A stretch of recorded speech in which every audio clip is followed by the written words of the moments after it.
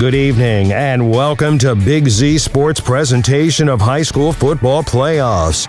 Tonight, the Tuscarawas Insurance Agency, Novellus, DAC Vitamins and Minerals, and TMK Valley Propane presents the Indian Valley Braves versus the Bishop Ready Silver Knights in this Division IV Region 15 Week 2 playoff. Tonight's game is also brought to you by First National Bank of Denison, the Caleb Fell Real Estate Team, Wood Electric, and Keim Home Center. Now let's head to the Hartzler's Quality Housing Mobile Studio for the best coverage of high school football with Nick McWilliams and Shannon Thomas.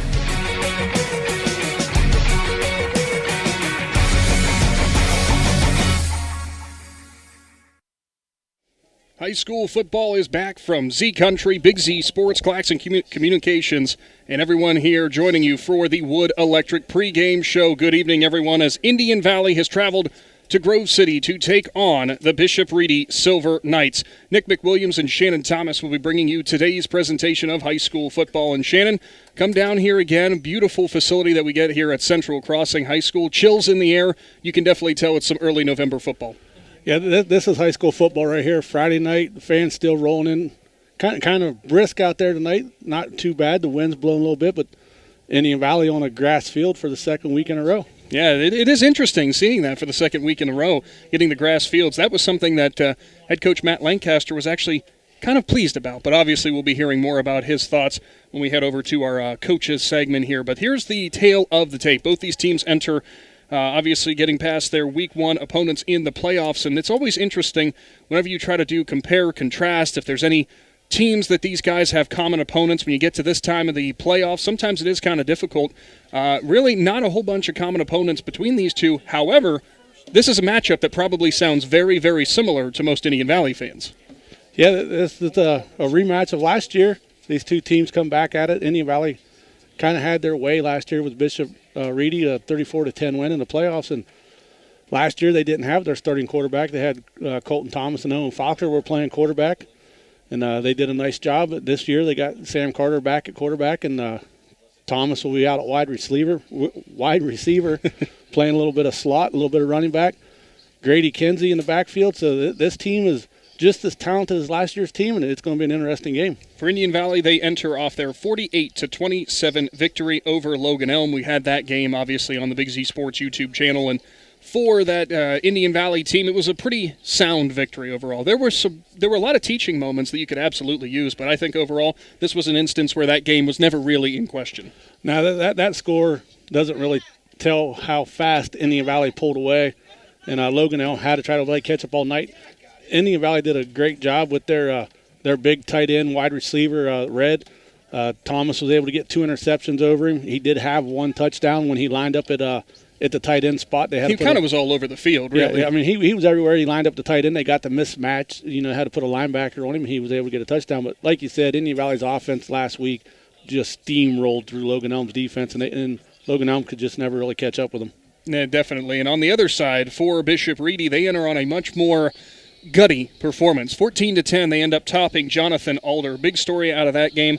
Their star junior running back, Kentrell Reinhardt, a name that, again, Braves fans probably recognize from last year. He was the leading rusher for the Silver Knights. This year enters the game 2,700 yards on the ground, 42 touchdowns. So do you think you know where the offense is coming from? Yeah, I mean, pretty much offense runs through Reinhardt. If Indian Valley can find a way to slow him down, make them go to another direction to beat him, then they'll have success. But if you let Reinhardt get rolling, it could be a long night for you. Certainly could. So we're going to have to wait and see how that all plays out. But first things first, we're going to take our first time out in your Wood Electric pregame show. When we come back, we'll be talking with both head coaches. Those would in between Matt Lancaster for Indian Valley and TJ Burbridge for Bishop Ready. Stick around. Big Z Sports has high school football playoff action coming right up. The First National Bank of Denison appreciates the hard work and dedication area athletes exhibit to be the best they can be for their team. We follow that same philosophy with our customers, working hard to build personal relationships and making our services convenient. The First National Bank of Denison's community involvement is important to us, and we love supporting our local schools. The First National Bank of Denison, with offices in Denison, Dover, Jeanette and Hutton, South Broadway, and Schunbrunn and New Philadelphia. We have our roots where others have their branches. Member FDIC, Equal Housing Lender. Novelis Uriksville is the world leader in aluminum recycling, and they need you. They have immediate openings for general laborers, equipment operators, and various skilled trade positions. They'll start you at $22 per hour or higher. There are advancement opportunities, and Novelis offers industry-leading benefits. To apply or find out more, go to novelis.com/careers and search Uriksville. That's novelis.com/careers and search Uriksville. Novelis is an equal opportunity employer. Fell can sell. When you choose the Caleb Fell Real Estate Team, you can count on local expertise, terrific communication, an expert negotiator on your side, and detail-oriented service throughout the process. Real estate does not have to be difficult or stressful. Choose a team that will make the process quick, easy, and professional start to finish. Whether you are ready to buy or ready to sell, make sure you call Caleb Fell with the Caleb Fell Real Estate Team.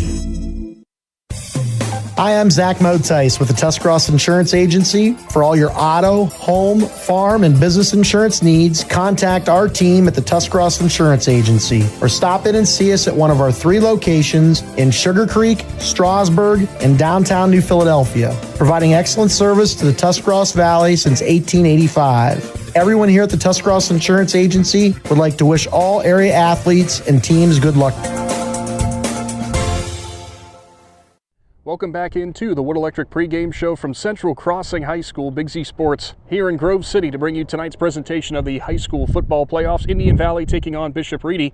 Joining us, the Silver Knights head coach TJ Burbridge. And Coach, very excited to be able to see this Bishop Ready team live and in action. For you guys, taking on an Indian Valley team you played last year, but to my understanding, this is your first year as coach, though. Yeah, I was here last year for that. I've been here the last 5 years. My first year as a head coach, but I've been here. Yep, I was here for that last year.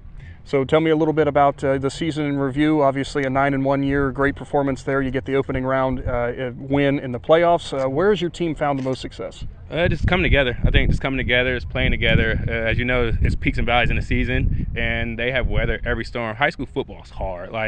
Even to be 9-1, a lot of people overlook that, but high school football is hard, and there's valleys and there's highs, and it's always just staying consistent and never getting complacent. Our kids did a really good job about that with playing just the schedule we have and just competing at high level all times. Now, Coach, I got to ask, we know football is a team sport, obviously, but Kentrell Reinhardt, your running back, done some phenomenal things this year. Where has been kind of the secret with that? Obviously, the line has to block, but he has to make some special plays too. It's just his grit, but also our offensive line. Our offensive line has been paving the way as well. I think it's just, like you said, it's a team sport. He's just a tough kid, but our line is tough as well. They play together, they play as a unit, and they kind of embrace playing together and trying to just run the ball, and that's what we want to do. Now, going against Indian Valley team, this is kind of not always common that people get the same opponent 2 years in a row. So you guys kind of know what you expect out of the Braves, but tell me what you guys have talked about this week during your game prep. It's a really great, well-coached team. They play together. You can tell they eat, sleep football, and they just play together at all times. And you just see it, just their camaraderie. That's how they play in the film. They play for each other, and you can see this. They always want to do it 1-11, and they just play really well together. Finally for you, Coach, what's going to be the biggest key for Bishop Ready to pick up the win and advance in the playoffs? Fundamental football, blocking and tackling. Blocking and tackling, that's going to be the name of the game. Perfect. Well, thank you for your time, Coach, and good luck. Thank you. Have a good day. Head coach for the Bishop Ready Silver Knights, TJ Burbridge, here on your Wood Electric pregame show. Stick around. We'll be hearing from head coach for Indian Valley, Matt Lancaster, coming up after this. Wood Electric has been trusted with all of your electrical needs for over 30 years. They are the place to call for residential, commercial, and industrial work. Wood Electric is available 24 hours a day and ready to help with any electrical problem, outage, or installation. Wood Electric, serving Tuscarawas County and beyond since 1988. Like Wood Electric on Facebook or find them online at woodelectric.net. This is RJ Jacobs from DAC Vitamins and Minerals. Did you know that DAC Vitamins and Minerals has more than 40 proven equine supplements that include daily multivitamins, joint, digestion, reproduction and fertility, calming, and many other specialty products? DAC also carries a complete line of livestock products called DAC Show Contender. Feed DAC Vitamins and Minerals to get the competitive edge in the show pen. We've been feeding champions since 1983. Welcome back into the Wood Electric pregame show, live from Central Crossing High School, Grove City. Big Z Sports on location for today's presentation of high school football. Indian Valley Braves taking on the Bishop Reedy Silver Knights. Head coach for the Indian Valley Braves along the sideline now, Matt Lancaster. Coach, obviously the round one victory, I know you guys are feeling good from that, but I'm sure it was all systems go when the week rolled over into this one. Yeah, the good feeling wears off real quick. After that, and you got to get ready for the next one because it's survive in advance. So we got back to work. The next day got to work on breaking down film on Bishop Reedy, and our kids got back to work as well. So we've had a good week of practice. We're ready to go. Now, one of the benefits, if you can call it that, I guess, this is a team that you guys are going to be more familiar with. Obviously, played them last year and picked up the victory against them, and this is going to be a very, very run-heavy team. I would imagine is what you guys would expect from this. Yeah, that is one benefit of knowing your opponent. And we played them round 3 last year in the tournament, so we're familiar with them, and they're very similar. They got a new head coach, but they're very similar to what they did last year offensively and defensively. So it made getting things ready for practice a little bit easier this week. But they're a very formidable opponent with a very good running back, a huge offensive line. They're very one-dimensional, but they do what they do, and they're 10-1 because of it. They run the ball really well, and they stick to it. So we're going to have to stay assignment sound and match their physicality. Now, for anyone who might have just seen the final score from last week's game, see that you guys gave them 27 points. That doesn't really tell the whole story. There were some penalty issues for you guys, and just some moments that I know you guys would like to have back on the defensive side. Was that part of the conversation heading into this week? Some of the penalties, but some of those penalties are effort things. One of them was a real stupid one, but we got to fix those things, and so we made a point of it this week. Some of them are effort things, and we'll take those. Those come. You get those sometimes when you ask the kids to play as hard as they possibly can, whistle to whistle, and so sometimes we're going to have some of those, and we'll live with those. But yeah, we'll fix some of those things. They scored 2 last week, late too, against some of our young guys. So, but that's all right. We would have done the same thing. It's their seniors' last game, so let them play. And finally for you, Coach, on the offensive side of things, a big output from Grady Kinsey, something we're used to from your guys' offense, but you had a multiple player score. Sam Carter hit Eric Golder, Colton Thomas with a couple of touchdown runs as well. That dynamic ability on offense, not having to just depend on one player to score, how much does that help you guys in this kind of playoff round where they can't just key on one guy necessarily? Yeah, it helps out a lot. We've made a point to try and be more balanced this year.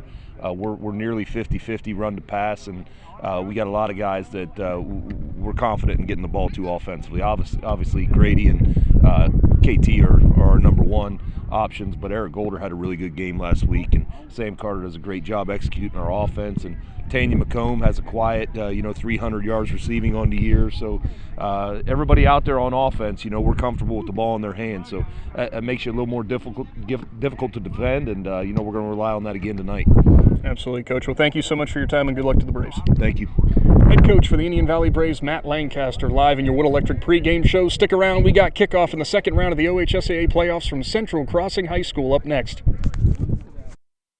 TMK Valley Propane is embracing remote tank monitors. Are you tired of going outside to check your propane tank or forget to order your propane on time? TMK Valley Propane now provides reliable remote tank monitoring technology. Let TMK Valley Propane take the worry away, provide timely delivery, and never run out of propane again. Thank you for your trust in TMK Valley Propane. All the way with TMK, service with a personal touch. This is Jordan Hartzler. At Hartzler's Quality Housing, our goal is to help customers achieve the dream of home ownership. We have been a family-owned, affordable housing business for over 40 years. We value our customers and have the knowledge and experience to help you walk through the home buying process from start to finish. Conveniently located just off I-77 in New Philadelphia, stop by and browse their model homes or learn more by visiting Hartzlers.com.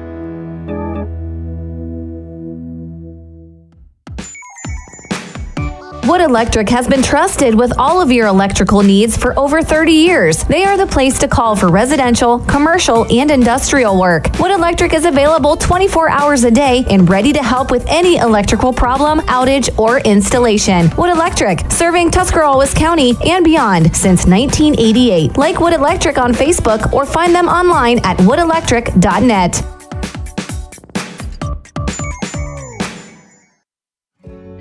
In the rolling hills of Holmes County, we tend to do things a bit differently.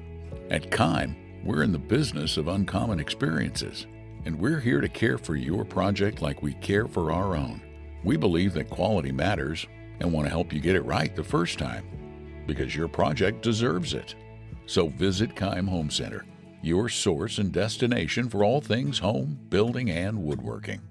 Kime, built on trust since 1911. Welcome back to Grove City and your Wood Electric pregame show. Nick McWilliams and Shannon Thomas bringing you today's presentation of high school football. It's round 2 of the OHSAA high school football playoffs. Indian Valley in town to take on Bishop Ready. The Braves versus the Silver Knights, a rematch from the playoffs last season. Shannon, kind of running down through the numbers for both these teams. We're going to start off with the visiting Indian Valley Braves, which is kind of interesting to say visiting because if you listen to the intro of the show, I mentioned we're at Central Crossing High School. This is where Bishop Ready plays their home games, though, right? Yeah, Bishop Ready doesn't have a home field, so they use the field over here at Central Crossing High School. They had a home playoff game here last week. Everybody's kind of wondering where this game was going to be played this week. Well, obviously, it comes right back to Central Crossing because they are the higher seed, and they just because they elect to play their home games here doesn't mean they lose that privilege. So we're at Central Crossing High School. So looking at the numbers for the Indian Valley offense, we know about the running ability of Grady Kinsey, a 1,000-yard rusher after last week's, I should say, postseason performance. He also had almost 24 touchdowns, if I'm not mistaken, actually crossed that number with his touchdowns last week. So that's where a lot of the offense comes through. However, this is a dynamic team on offense as Tyson Pryor and Colton Thomas also provide a lot of that. Actually, we're going to get to the national anthem, so we'll take a quick timeout. And when we come back, we'll talk more about this matchup. Lutz Body and Paint, located at 7573 Wolf's Crossing Road in Jenaton Hutton, is there for you when a never-planned auto collision repair is needed. Lutz Body and Paint performs the auto body and painting services needed to get your vehicle back to looking showroom new in a timely manner at a reasonable price and provides free estimates. Lutz Body and Paint is a proud supporter of the Indian Valley School District and wishes best of luck to the Braves athletes participating in tonight's game. When you think pizza, think Amici's Pizza with locations in West Lafayette and Jenaton Hutton. Amici's Pizza offers you your favorite traditional pizzas, as well as specialty pizzas, subs, wings, and salads. Everything from the dough to the sauce is made fresh daily. There's just something different about a pizza from Amici's. Try one today in West Lafayette or Jenaton Hutton. Big city taste for a small city price. Learn more. Find Amici's on Facebook.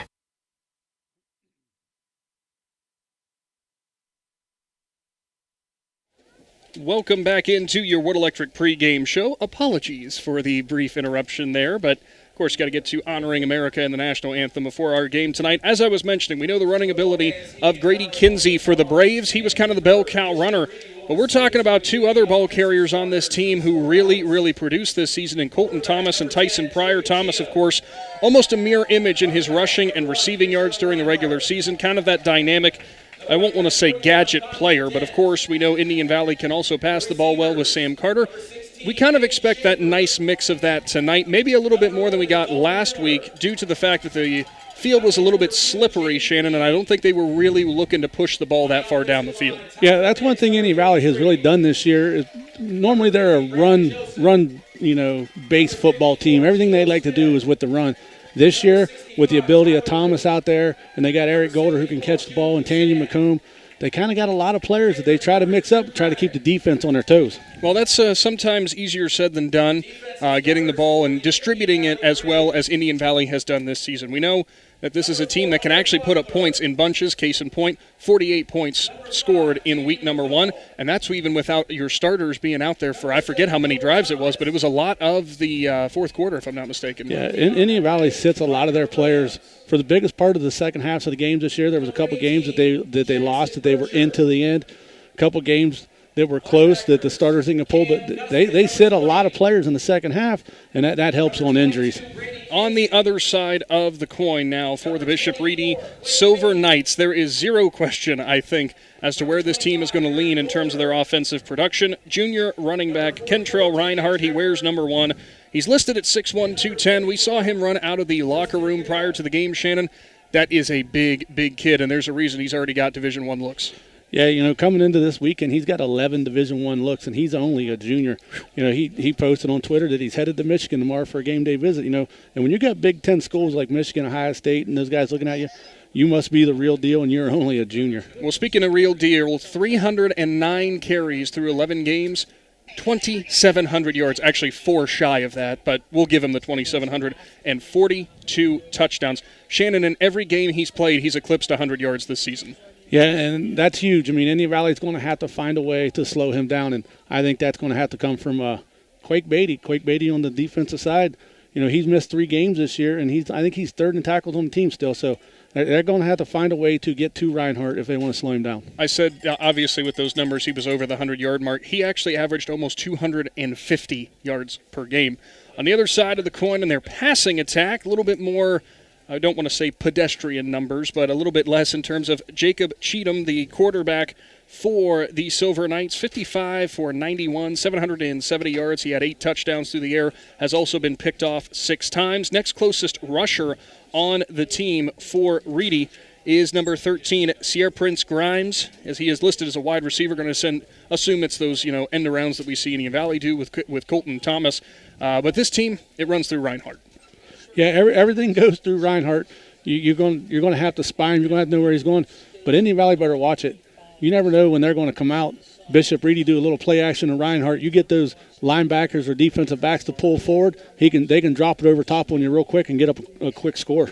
So the interesting thing with this, as you heard from both head coaches here, in both Matt Lancaster and TJ Burbridge, knowing your opponent heading into a postseason matchup sometimes, it can be a good thing and it can be a bad thing because you can also kind of potentially overthink the matchup you have in front of you.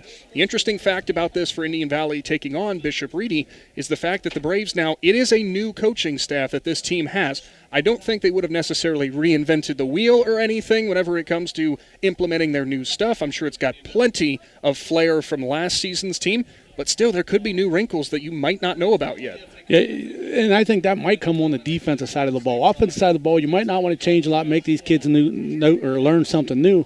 Like I said, that the whole coaching staff was there last year. Just one guy got promoted to head coach, and he's probably done his little things that he wanted to do. I would be more concerned what they do on defense, maybe with some different stunts and stuff to try to get at you. As a reminder, too, obviously with this being the postseason winner, we'll move on to the semifinals in Division 4, Region 15. They will play the winner of Steubenville, the number 1 seed, and Licking Valley out of Newark, the number 9 seed. That could be a great matchup, too, Shannon. And both Steubenville and Licking Valley, if Indian Valley gets past this game, 2 teams that they're actually kind of familiar with. Yeah, Indian Valley has played both of them in the playoffs in recent years, and Licking Valley to me is one of those teams that people overlook. They can put up a lot of points real quick, so Steubenville better be ready for them. But Licking Valley, they're going into Death Valley, and we know how it is down there. Not fun. I don't think many people want to go do that. Well, both teams have officially taken the field, and we're going to wrap up our Wood Electric pregame show as Bishop Reedy and Indian Valley both out on the field. Really digging the blue uniforms that Reedy has, Shannon, that nice crisp blue against the Indian Valley white. Going to be easy to pick up today, hopefully. Yeah, we shouldn't have trouble reading numbers tonight. Nice big white numbers for Reedy there in Indian Valley with the white jerseys and red letters. So it's almost time for kickoff, which Indian Valley won the toss, and they have deferred it until the second half. So Bishop Reedy will get the opening kickoff. We'll see who can establish the pace early on as the clock hits 0 here. Both teams going to come out onto the field now and get ready for today's presentation of high school football. Thanks for tuning in for the pregame as we are getting set now for tonight's opening kickoff, brought to you by Cartoons, your automotive accessory headquarters in New Philadelphia. Shannon, biggest key that you're going to want to look for here with Indian Valley starting on defense and Reedy starting on offense for both these sides. We'll start with the Braves. What do they need to do on the first drive? The first drive, you got to do like you did against Logan Milne last week. You got to go out and you got to try to get a 3 and out. Your defense has got to set the tone. You don't want Bishop Reedy to get a long drive out of this, kill some clock, and get points out of it. So I think Indian Valley defense, you better set the tone early. And I'm not going to steal your thunder too much, but when it comes to Reedy to start things off, get Reinhardt going early. I think that might be a pretty good winning formula. Yeah, and I'm sure that's what Reedy plans to do. So it will be Tanyan McComb for tonight's Cartoons opening kickoff as he'll get set to send the ball deep from Central Crossing High School. Division 4, Region 15, the second round of the OHSAA High School Football Playoffs. Winner will move on to the semifinals and the regionals. Who's it going to be? As the kickoff is low and on the ground from McComb, it's going to roll all the way back to the returner who takes it at the 19, goes to the right sideline, gets a little bit of room, and he's shoved from behind and will fall forward up to about the 37-yard line. So it's going to be good starting position. As actually I take that back, Shannon looks like he actually might have fallen forward to the 40 instead. So it will be good starting field position for the Silver Knights, as it is the 37. Sorry, I saw that right the first time. Yeah, so like you said, good field position right there. And that's just what you want when you got a talented running back like that. You give him less yards to work with. So in the backfield, rather, it will be Jacob Cheatham in the shotgun. To his left is Kentrell Reinhardt for the Silver Knights. Two wide receivers stacked up on the left side. Handoff inside. Reinhardt, he goes out the right side, and he's going to have a lot of room and go forward towards a first down, a First Federal Community Bank first down. Nice first carry for Reinhardt. Yeah, nice job by Reinhardt. He never left his blockers. He stayed right on his blockers' back, kept his hands on it, and took Thomas, went over there and pushed him out of bounds. Looked like he's going to be about 2 yards short of the first down. Went up to the 46-yard line, so that's an 8-yard carry for Reinhardt. Second down and short from the Reedy 46. Cheatham in the shotgun again, turns, hands it off. Reinhardt up the middle, he'll bounce, he'll run into a brick wall of Indian Valley defenders who will push him backwards. He is very, very close to the first down marker, though. He only needed 2, but he ran into an absolute wall that I think was spearheaded by Justin Cadgett. Yeah, it looked like Justin Cadgett and Quake Beatty got in there, and then the rest of the team joined them. So now it looks like the officials will mark it at the 48-yard line and will officially give a First Federal Community Bank first down to the Silver Knights. So the 2-yard carry, good enough to keep the drive on rolling. Yeah, nice job by the Braves right there. Look, Reedy just played some power ball, tried to go right up the middle. Indian Valley did a nice job, but he was already playing behind the sticks whenever they got 8 yards on the first carry. Cheatham in the shotgun, Reinhardt to his right, 2 wide receivers on the right side. Tight end lined, or an H-back rather, lined up. Reinhardt up the middle, gets a hole, and then it closes quickly, and a whole host of Indian Valley defenders swarm him and take him down after a medium gain that time. One of the defenders in there, Riker Williams, Colton Thomas was in there, as well as a whole host of Braves who brought him to the turf. Yeah, the grass, I should say. Braves got to him early right there, but he was able to drag him for a couple yards. So that's what you got to do. You got to win first down, and right now Reedy is doing that. So the ball will be marked on the Indian Valley 48. They're going to give a gain of 4 yards that time to Reinhardt. 148 to the next 48, Shannon. Cheatham in the shotgun. Two wide receivers left, and H-back in motion. Handoff, Reinhardt up the middle. He's got a hole, and he will be knocked down low as it was Colton Thomas who came in and made the diving tackle, but it's enough for another First Federal Community Bank first down. And Reedy's doing what we said they would do. They were just going to come out, and they're just going to play power football right now. And they keep giving it to Reinhardt, and he's not trying anything fancy. He normally likes to try to use his little bit of speed in his stride and get outside. Right now, he's just running up the middle, but when you're getting 5 yards of carry, that's what you keep doing. So far, Reinhardt, 4 carries. He's accounted for 20 yards. Efficient running, 5 yards per carry. 2 wide receivers either side of the formation, and H-back lined up to behind the left guard. He'll motion to the right side. Cheatham, handoff. Reinhardt, right side. He's got a hole, and he will be grabbed around the waist and taken to the ground at the 35-yard line. Another nice gain in Reinhardt as he continues to just grind it out. Yeah, another. When you're getting all the way to Colton Thomas at the safety, and the safeties happen to make the tackles, you're going to have to make some adjustments. You're going to have to try to do a stun or something to close those gaps. But right now, the Reedy offensive line is getting it done up front. 9:30 to go here in the first quarter of this Division 4 Region 15 showdown. Cheatham getting the play call now from the sideline. 2 wide receivers out left. In the slot's going to be Dalton Miller, the senior. Cheatham throws left, and he's got Miller. And he's going to get swarmed immediately as what a play on the edge by Eric Golder as he had a blocker wrapped all over him, and he still made the solo tackle. And that's what Indian Valley's got to do right there. They went away from Reinhardt. They tried to do something different, thought they would get a big gain out of it, but nice play by Eric Golder, come up and tackled him for a no gain right there. So now I'm pretty sure the ball's going to go back to Reinhardt right here. Loss of 2, so it will be now marked down as Can't see the down. 3rd down and 6, actually. Handoff. Reinhardt cuts up the middle. Falls forward. He's close, but I don't think he got there, as we're going to have a 4th down upcoming, Shannon. Going to be 4th down. Looked like number 44, Deacon Trimmer, got in there first, and then Colton Thomas come in and helped him clean it up.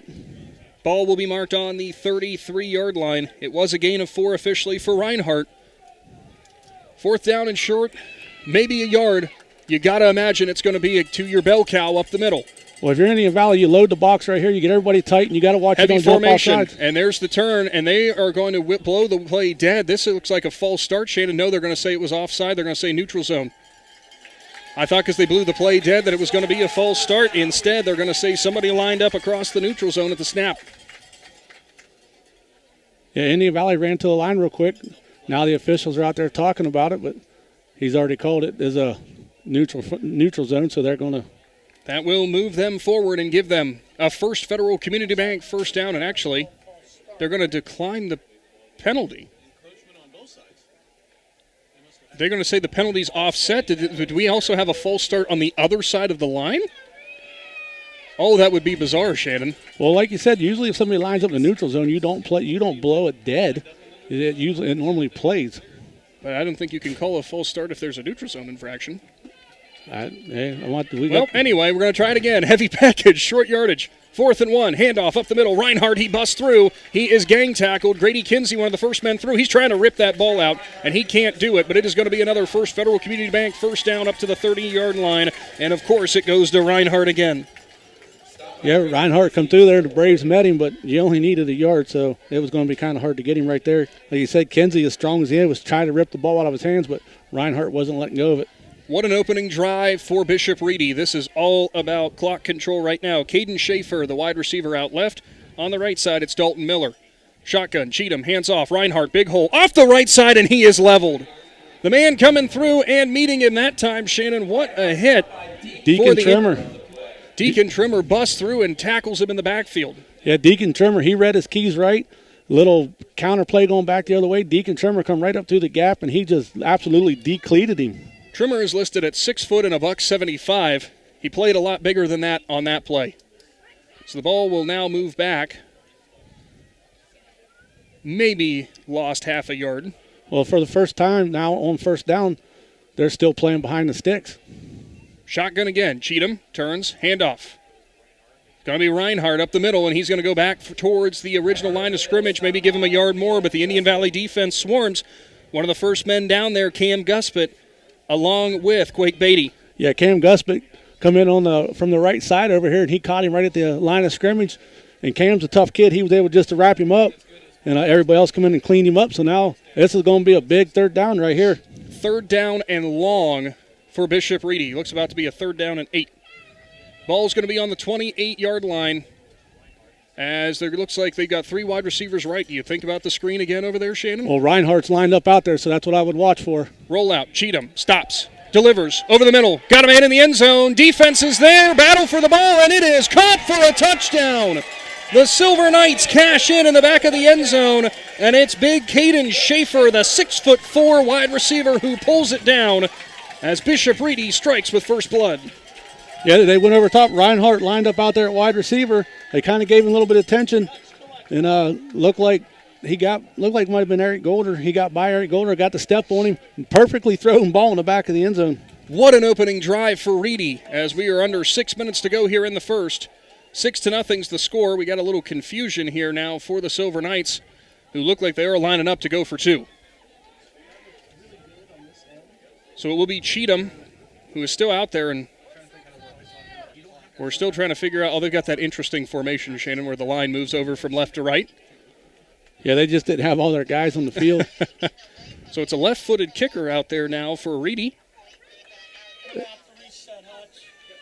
Something you don't always see. It's interesting what's going on here as far as they don't have a play clock. And I'm not sure what is going on here because the referee's standing in between the holder and the kicker discussing something. As we have Quake Beatty for the Indian Valley defense, too, who's back talking to one of the back judges trying to figure it out. And More substitutions in now for the Silver Knights. I'm not sure what's going on, Shannon. As now we're going to get lined up. Cheatham will take a knee now to set up for the extra point. 6-0. And it looks like it was a clock issue, actually, because they put a little bit of time back on the clock. It's an even 6 minutes now. Snap is back. Extra point is up, and it is right down the middle. Bishop Reedy takes the 7-0 lead over Indian Valley. It will be Braves ball when we return. Ron's Heating and Cooling in Denison has been serving this great area since 1977. At Ron's, no matter what your needs, they can handle it. From heating and cooling to standby Generac generators, water heaters, tankless water heaters, mobile home equipment, duct cleaning, and 24-hour no heat service. Winter, spring, summer, or fall, all you have to do is call 740-922-5252. Ron's Heating and Cooling proudly supports high school sports and would like to wish best of luck to all local athletes participating this season. Kinsey Excavating and Trucking is a family-owned and operated business in New Philadelphia. KET is a general contractor. They provide services to commercial and municipal clients. They employ local union operators and laborers. KET is dedicated to providing outstanding work using the latest technology and employing local individuals to positively impact Tuscarawas County and the surrounding area. Kinsey Excavating and Trucking proudly supports the Indian Valley Local School District and wishes all area athletes, musicians, artists, and students a successful season. And it's Riker Williams who goes down the sideline on the pooch kick for Bishop Reedy, and Indian Valley scores. No flags on the short kickoff, and the freshman for the Braves electrifies the crowd. How about that? You don't want to kick it deep. You want to keep it out of the hands of Eric Golder and Colton Thomas. You pooch kick it to one of the best other athletes on the field, and Riker Williams, who catches it, makes a couple cuts, and right up the sideline, and Indian Valley scores. We would like to remind everybody, that kid's a freshman, and he's a quarterback, but just took it down the sideline like he's always been doing kickoff returns. When we talk about quick strike offense, how about quick strike special teams, Shannon, as we're an extra point away from getting this ball game tied up again already? Yeah, and this is one of the areas where Indian Valley has struggled this year, as Tanya McComb took over the extra point kicking, and some weeks everything goes good, and some weeks they don't. Extra point is up, and it is absolutely drilled by Tanyan McComb. We will move on now to the Bishop Reedy Knights back on offense. It's a 7-7 ball game, under 6 minutes to go in the first quarter. Stick around. Hey, football fans, are you ready to cheer on your local team in the playoffs? Hi, this is Bethany Peters and Chet Peters from the Peters Team Realtors and Auctioneers with Keller Williams. And we're here to show our support. Whether you're buying, selling, or just looking for your dream home, our team has got you covered. We're not just passionate about real estate, we're passionate about our community. So join us in rallying behind our team as they dominate the field. Go team. Go Peters Team Realtors and Auctioneers. We're here to coach you. Welcome back to the Hartzler's Quality Housing Mobile Studio. Nick and Shannon have high school playoff football. And what a game we've got already, 7-7, as the Indian Valley offense hasn't even taken the field, and they tie the ball game, all thanks to Riker Williams. Beautiful vision out of the freshman, Shannon. Yeah, he caught that ball, and he started to go up, and he took a little cut to the left towards the center of the field, and I thought, oh, he might be in trouble. And then he cut back to the right, hit the sideline and going. And this is a kid who plays defensive end, so he played the whole defensive end and then just returns one for a touchdown. It is going to be a squibber from Tanyan McComb as the returner for Bishop Reedy can't get on it. He has to dive on it as he goes towards the sideline, as he did touch it before it went out of bounds, so no penalty on Indian Valley. Well, we've had an interesting special teams back and forth already. Yeah, the ball looked like it was going to go out of bounds, and then he hurried up and seen the Indian Valley player coming down on it. He had to make a decision and dive on it. Bounced out of bounds right there. I mean, if it would have went out, they would have gained, looked like about 3 yards from the penalty to the 35, but an interesting play right there that almost went bad for Bishop Reedy. I have no idea who was the gunner on that side for Indian Valley, but they were pressing hard, trying to get down there. Drive will start at their own 36 for the Silver Knights. Same formation, one wide receiver either side. Cheatham in the backfield with Reinhardt. He will turn, hand it off, and we are going to get a whistle blown here, and it looks to be an illegal shift or a false start, Shannon, I would imagine. And sure enough, there it is. Yeah, I was trying to watch Reinhardt in the backfield. I don't know if he leaned forward too soon or either he or the H-back who was in motion from left to right. I have not yet seen who that H-back actually is for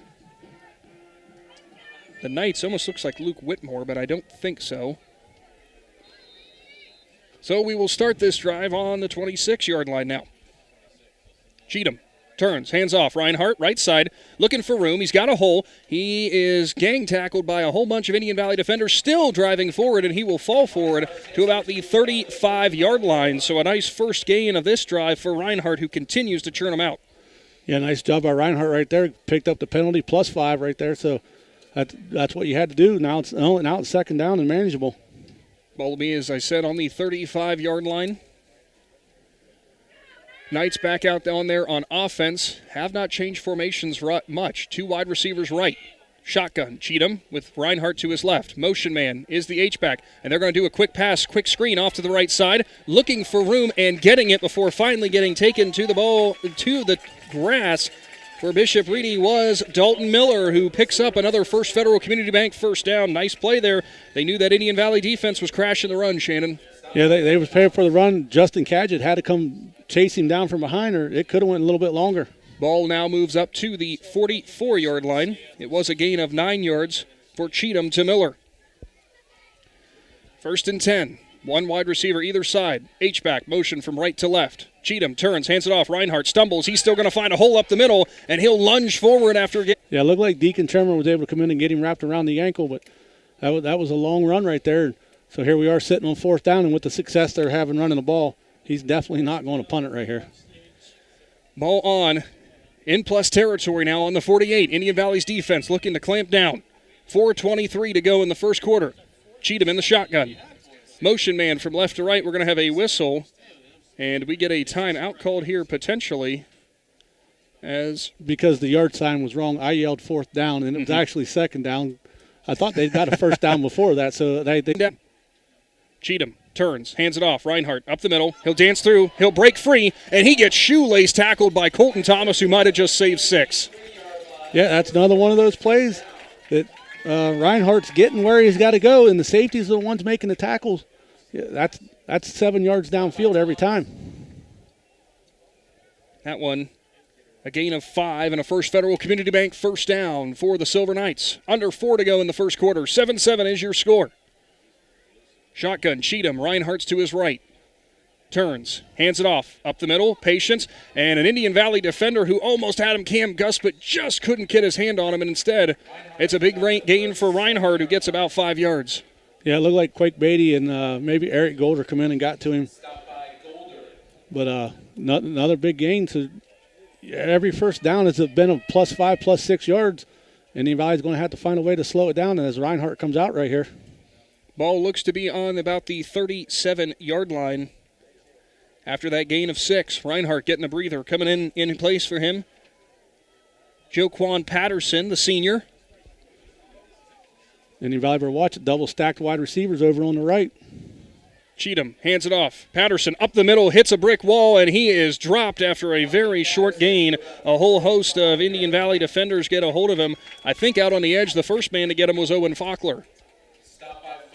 Yeah, Faulkner come in right there, made a nice little tackle. That looks like it's going to be about 3rd and a long 2.5, 3 yards. Line, and Indian Valley jumped, and there goes the Bishop Reedy offensive lineman down as the hard count gets the Braves to jump. Didn't see who came through, but it's going to be a First Federal Community Bank first down. Yeah, Hayden Wrench, number 64, is the one that jumped off over there. And that's one of the things that anybody's got to do. You get a running team like that, and they get on that short field or short yardage, they're going to try to draw you offside, and Indian Valley should know all about that because they do it a lot. Ball will be on the 31-yard line now. Bishop Reedy is just milking this clock, Shannon. We're used to seeing the Braves do this. Yeah, this will be a fast game at this pace. Cheatham hands it off. Reinhardt is stacked up and dropped. Grady Kinsey, one of the first guys through to get a hold of him. The other one was big number 64 for the Braves. That's Hayden Wrench. As good defensive play there. Wrench making up for the penalty on the last play. Something to note here, Shannon, is we know the pass rush for the Indian Valley Braves. No Tyson Pryor out on the edge. Yeah, Tyson Pryor standing over there in street clothes. Don't know what's going on there, but he had a big game last week with 2 sacks, and now he's standing on the sideline. 2 wide receivers right. Cheatham hands it off. Reinhardt, he's got a hole again, and he is stacked up and dropped and driven down to the ground, making the tackle, Quake Beatty. Shotgun, Reinhardt to his left. H-back motion right to left. Turns it off. Hands it off. Reinhardt up the middle, pushing, driving, and he will get dropped by about the 29-yard line, going to be well short of a first down, so fourth down upcoming. Yeah, and this is what hurts Indian Valley right here without Tyson Pryor. They like to bring in an extra down lineman right here, and with his ability not being out there, the Braves have to make some different adjustments. Let me rephrase, 24-yard line, not 29-yard line. Big fourth down upcoming here. Braves got to watch they don't jump offside right here. You know they're going to try to bring the hard count. They're staying in the shotgun. Same formation. Reinhardt to the right of Cheatham. Cheatham hands it off to Reinhardt, and we're going to get whistles here, as I thought it looked like Reinhardt almost got took off early. Instead, it is a timeout. Silver Knights. Big Z Sports will take a timeout with them, and we're back after this. The completion of Tusky Deli's expansion project is near and is excited to offer everyone even more items. The deli has remained open throughout the construction to continue offering the lowest prices around on their deli items, along with their made fresh daily soups, salads, sandwiches, and wraps, which is perfect for a lunchtime stop. You can find Tusky Deli on Facebook. The Tusky Deli is a proud supporter of Indian Valley Braves athletes and wishes them the best of luck in tonight's game.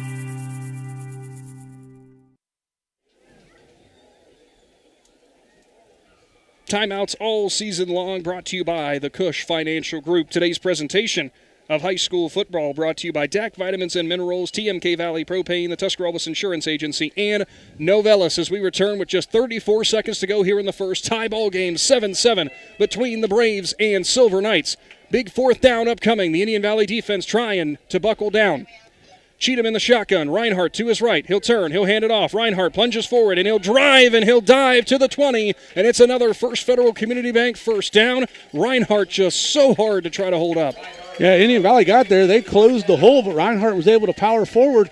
Indian Valley's got to find a way to wrap him up and push him backwards. But we've seen him before game, and he's built a lot like Grady Kinsey. He's all muscle. He's just a lot taller than Grady. He got a little bit longer legs, got a little bit more push-off power. We are grinding down at the end of the first quarter here, Shannon. That is the 17th carry for Reinhardt. 17th carry out of what, 19 offensive plays? Like 20. 20. And that will be the end of the first quarter, as we will take another Cush Financial Group timeout. Still 7-7 as Bishop Reedy, when we come back, will be in the Jeff Wallach LLC Red Zone. This is Carly Mills. At First Federal Community Bank, our mission is to empower the financial well-being of our community one person at a time. Through integrity and quality, we earn the trust of our customers and exceed their expectations. First Federal Community Bank, investing in our community since 1898. Serving your banking needs in Dover, New Philadelphia, Yorksville, Sugar Creek, Berlin, and Mount Hope. First Federal Community Bank, member FDIC. Is your vehicle banged up? Do you want fast, professional service to get you back on the road? This is Garrett Jacobs with AutoWorks Collision Center. We service cars, trucks, SUVs, and even semi-trucks and RVs. Whether you need auto glass replacement, paintless dent repair, assistance with warranty and insurance, or just a free estimate, AutoWorks has you covered. We even offer alignments for your heavy-duty vehicles like buses, motorhomes, and semis with our state-of-the-art Hunter alignment system. Call 330-878-4223. Open Monday through Friday, 8 to 5. Let AutoWorks of Strasburg work for you. What an interesting game we got going on from Grove City in the second round of the Ohio High School Athletic Association football playoffs.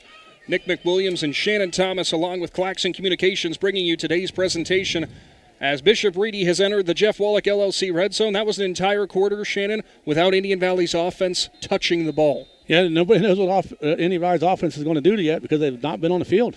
The only play really for Indian Valley that was offense was that kickoff return for Riker Williams. There's a swing pass out to the left. Cheatham will find his wide receiver, who gets dumped out of bounds, as it looked to be Caden Schaefer who made that grab. Yeah, Tanya McComb started backing up, and receiver stopped, caught it real quick. Tanya had to come running up and knock him out of bounds. It looked to be about almost a 6-yard gain. Ball will go up to right about the 14. Good eyes, Shannon.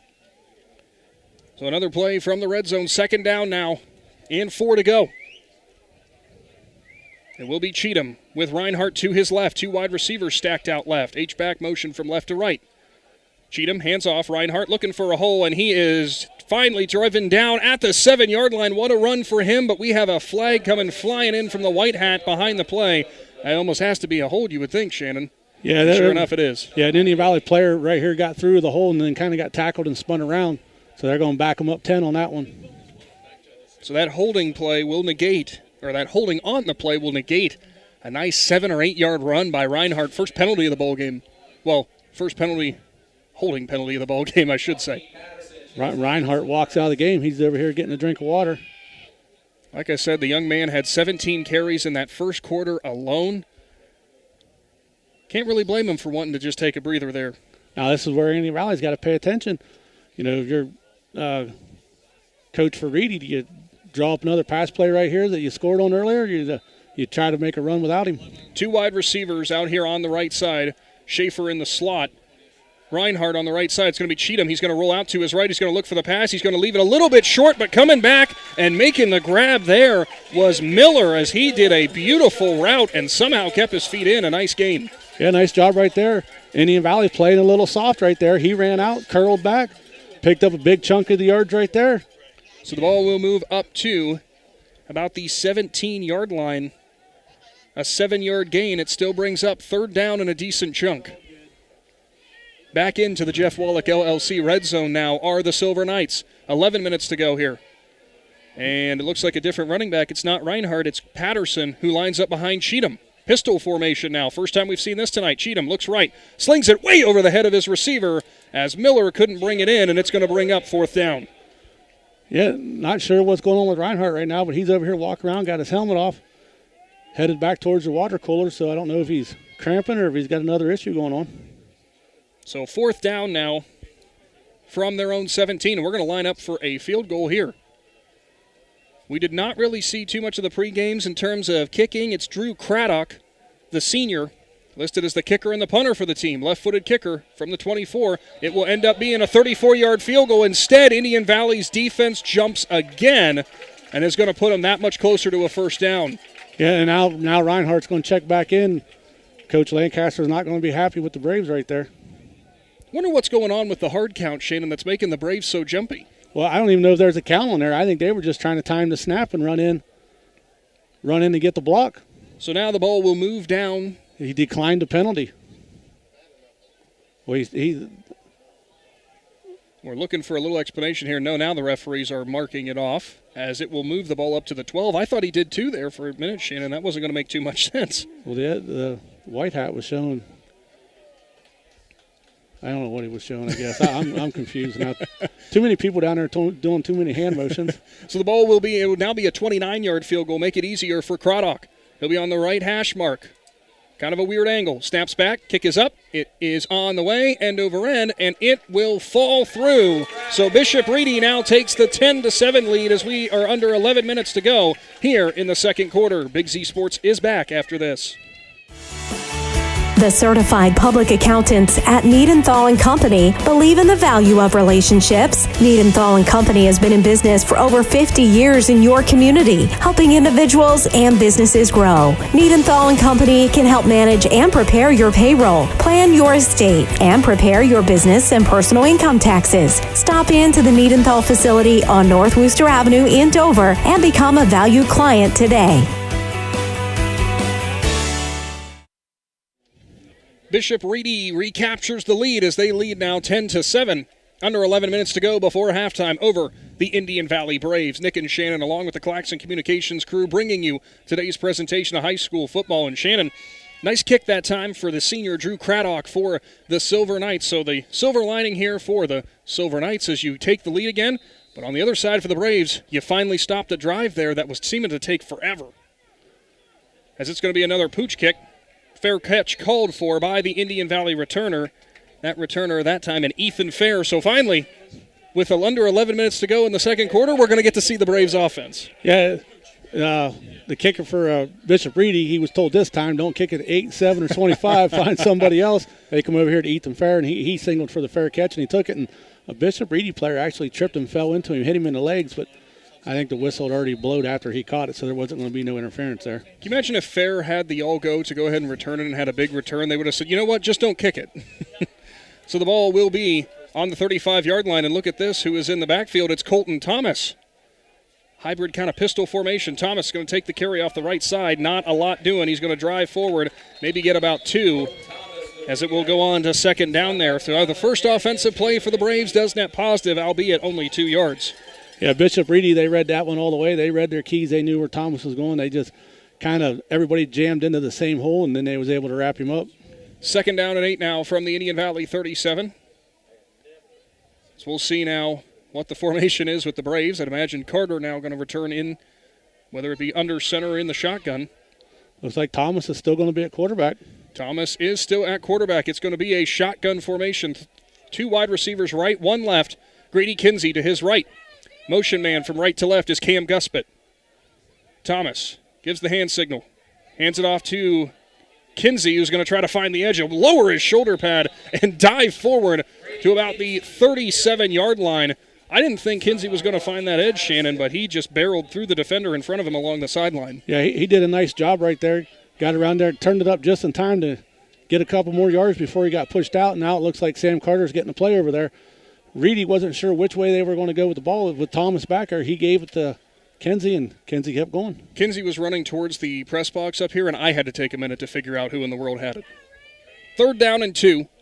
Ball on the Indian Valley 43. It will be Sam Carter in now under center. Hands it off. First man through, and getting absolutely barreled was Kinsey, who tried to fall forward towards the first down marker. It is very, very close, but it looks like it's going to bring up 4th down. Yeah, he's about not even a half a yard short. Coach Lancaster's got to make a quick decision right here. Sam Carter running all the way over to the sideline. This will take up too much time. So the 44.5-yard line, Indian Valley will get this play. I would be stunned, Shannon, if it's not the same call. Kinsey right up the gut. Tanyan McComb will line up wide in front of the Indian Valley bench. Heavy formation, Kinsey at fullback. Carter under center. As a hard count there. Carter back under center. Another hard count. I think they're just going to try to get Reedy to jump. I can't imagine they're going to snap this ball. Carter turns, hands it off. Man up the middle is not going to get there, and Eric Golder, as he got stonewalled at the 44. A turnover on downs, and what a huge play for the Silver Knights. Yeah, that's another one of those plays right there where Tyson Pryor would have been the one at halfback. Instead, it was Eric Golder.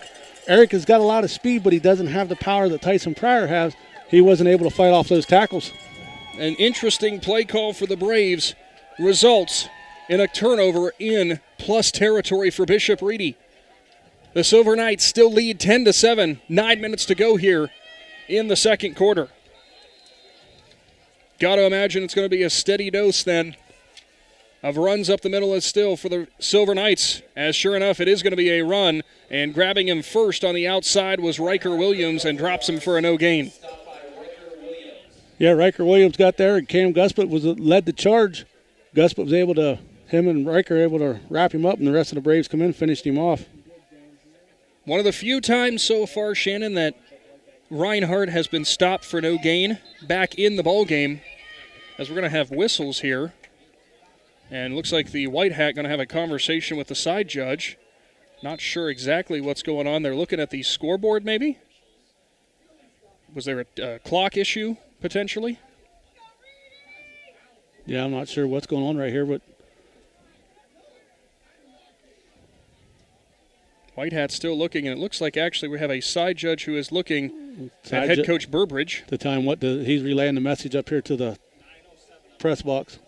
9:07 on the clock, so there was a clock issue here. It was showing 8:58. Does that mean the play did not stand, Shannon? Well, play stands. I mean, you ran the play. If the clock would have had to run because it shows 8:59. Now it's 9:07. And I do believe they still have it at second down. So we got that figured out. Cheatham in the shotgun, Reinhardt beside him. 2 wide receivers either side of the formation. 1 tight end to the left side, Jaden McGee. H-back on the right side. He'll motion from right to left. Reinhardt up the middle, and he will plunge forward. A nice gain for him, but he's still going to be stopped well short of that first down marker as a gain of about 3 maybe. Faulkner and Tremor come in there. So we finally solved who is the H-back motion man. Conlon Dent, number 41. I have never seen a player motion more times than that, Shannon. Yeah, he's got a lot of yards just in motion tonight. So it will be 3rd down now and about 8.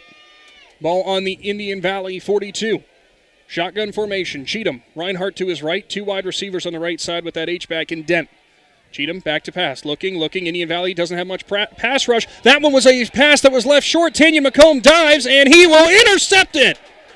Tanyan McComb took advantage of the Reedy wide receiver who fell, and he dove along the sideline and somehow corralled it into his chest. Yeah, nice play by Tanyan McComb. Like you said, the receiver went out there, tried to make a cut to come back, slipped and fell, and Tanyan never gave up on the play. He read the quarterback where he was going to go, and he ran over there and intercepted it. Huge play for the Braves here.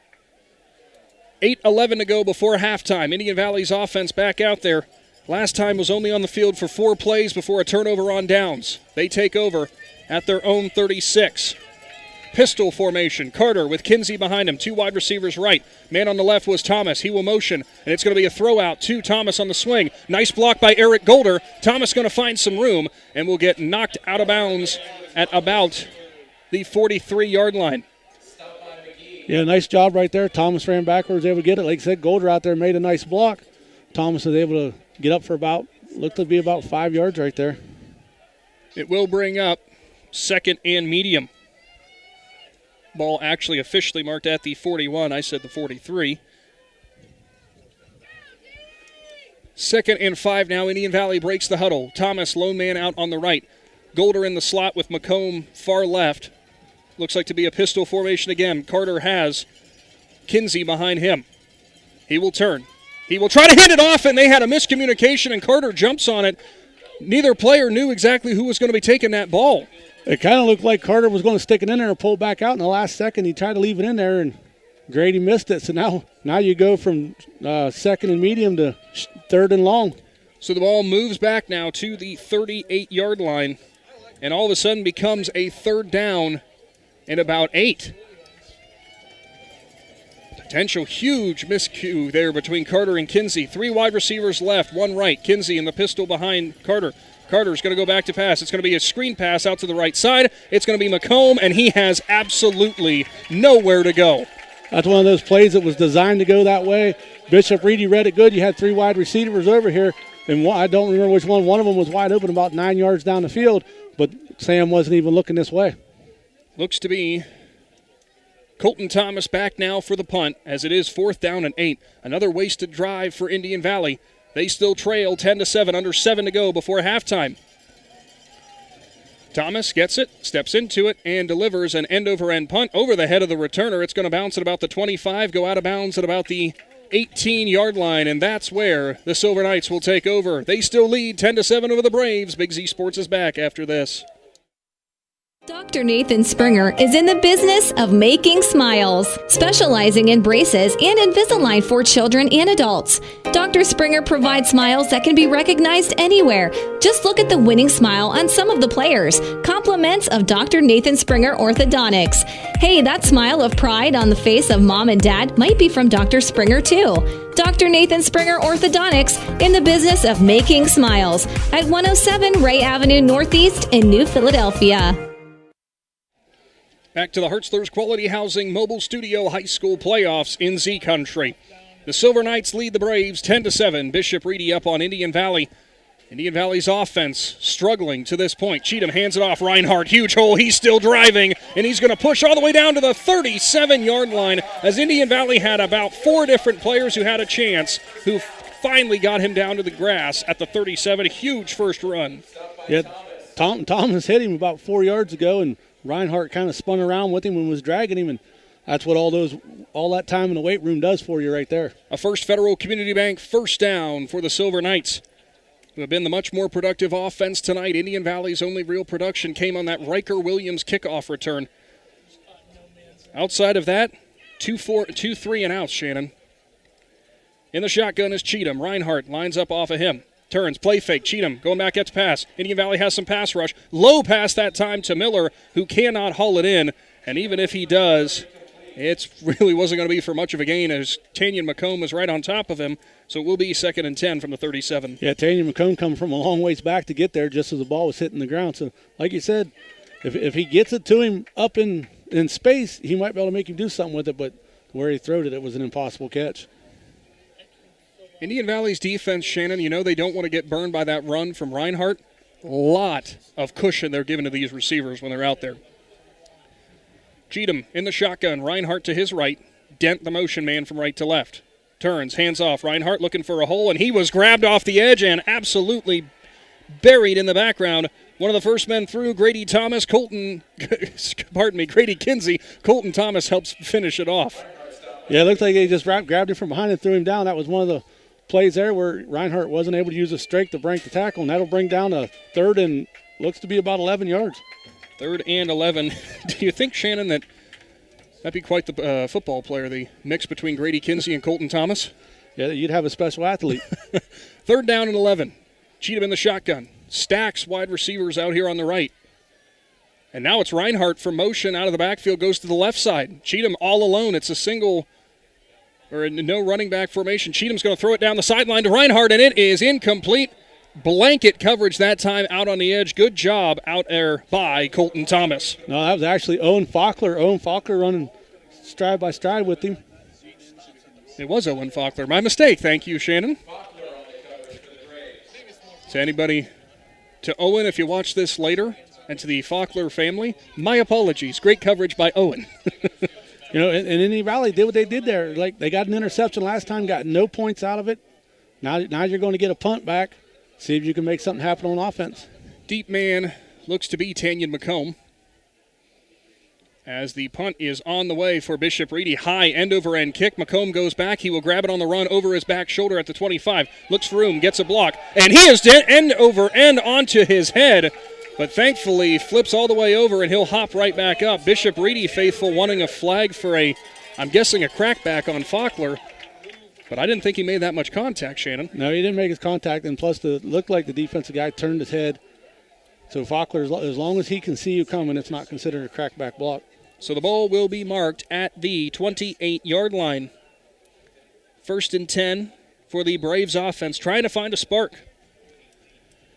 5:25 to go here before the half. 2 wide receivers left. Heavy formation. Carter turns, hands it off. Kinsey looking for room. He's got a cutback lane. He's got a big hole. He's got a stiff arm, and he is gone. Grady Kinsey into the end zone, and the Indian Valley Braves take the lead. 1 cut, 1 stiff arm, Shannon, and he went all the way, 72 yards. And just like that, that's what that Indian Valley offense can do. If the defense can keep giving them the ball like that, they'll eventually make points. What a play for Indian Valley, who now takes the 13-10 lead, 5:13 to go in the second. Do you think they heard me about saying they didn't have many explosive plays in the 2 3-and-outs? Grady said challenge accepted. So strong for such a small frame. Extra point now from Tanyan McComb. Steps into it. It is up, and it is good. Indian Valley leads 14-10. Big Z Sports is back with high school playoffs after this. Planning your next vacation or home improvement project and worried about managing expenses? CSB can help with that. Setting a goal is the first step to achieving your vision, and CSB's Money Manager tool helps you get started. Whether you are recovering from Christmas spending or preparing to send kids to college, the Personal Financial Management tool helps you set goals, track your spending, and monitor your progress. Money Manager is available within CSB's online banking. Check it out today. The Commercial and Savings Bank, member FDIC.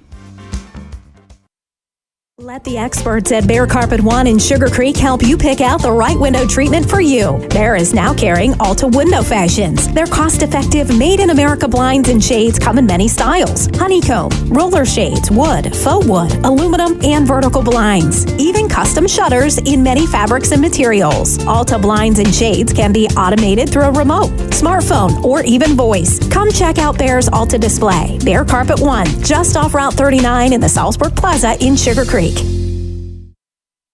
The Indian Valley Braves now lead 14-10 in the second round of the OHSAA playoffs. Nick and Shannon, along with Claxon Communications, bringing you today's presentation. Brought to you by DAC Vitamins and Minerals, TMK Valley Propane, the Tuscarawas Insurance Agency, and Novellis. Tanya McComb drills it. Low line drive and a grounder back to the returner for Reedy, who will pick it up and get dropped at the 30-yard line, as on the return was number 11 in Miller. So they will take over at about the 30.5-yard line on their own side. Shannon, I wanted to go back to that previous play for Indian Valley, the big pop play. That's the 2 plays tonight that have led to points for the Braves. We're not used to them being the one-play explosive kind of team. We know that they have them in the tank, but normally we're used to a little bit more sustained drives. Yeah, you got to give out one right there to the offensive line. They did their job. If you can get Grady Kinsey to the second level, he'll use his strength with a stiff arm and his speed to make something happen, and he made something big happen right there. So ball officially on the 30-yard line. 1 wide receiver either side of the formation for Reedy when they break the when they get ready for the snap here. 5:08 to go before the half. Shannon, for all the people watching, they could probably guess this, but guess what the formation is? Shotgun, 1 wide receiver, 1 running back left. Reinhardt beside Cheatham. Motion man from left to right. Dent, we got a flag, and we're going to get a false start. Didn't see who moved on the middle of the line, but that flag came out immediately from the middle guy. Yeah, Reedy making mistakes now these last couple drives.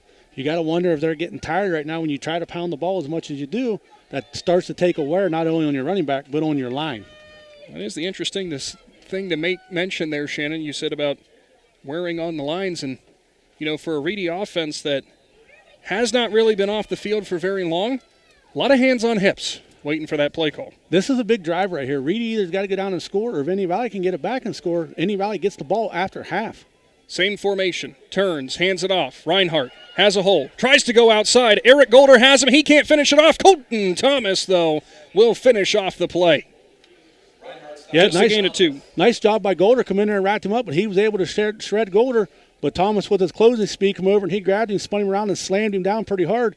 Reinhardt coming off right now, a little gingerly, holding his right shoulder, it looks like.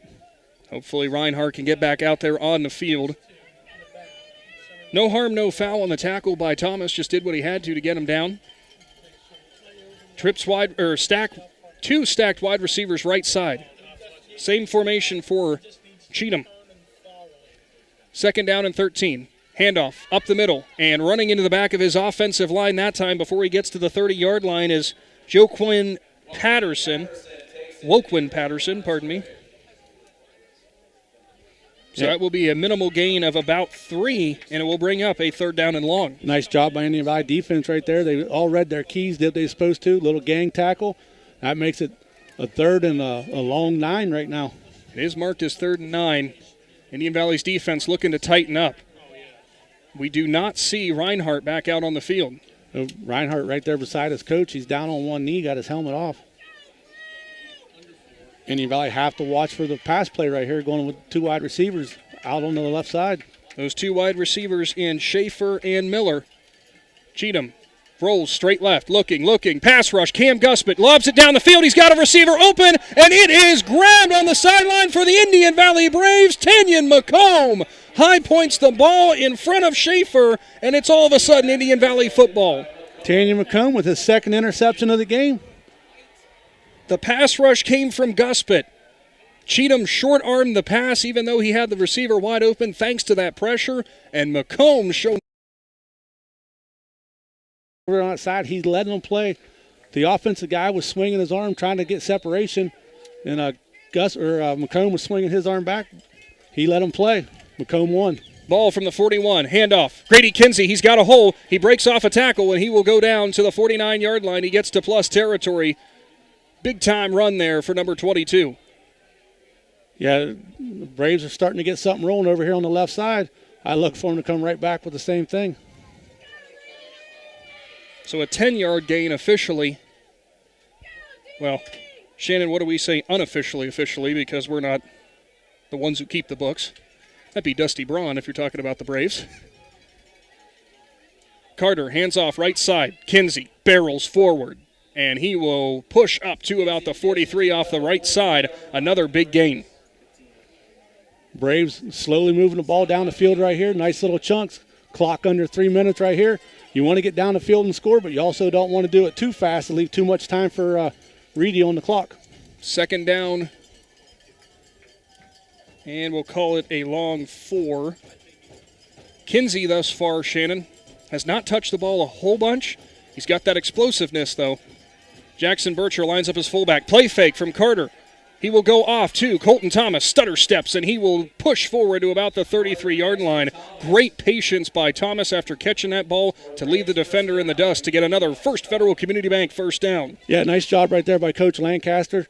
Little pass out here. Everybody was expecting Grady to get it. Grady gets a break, throws it out here to Thomas, who looks like he's in slow motion and just slowly goes up the sideline, gets a nice gain, gets out of bounds, stops that clock with about 2:26 left in the half. You should give him a hard time, though. I thought he was the track kid. I thought he had the track speed. What do you mean he was in slow motion? Yeah, sometimes those track kids like to take a play off.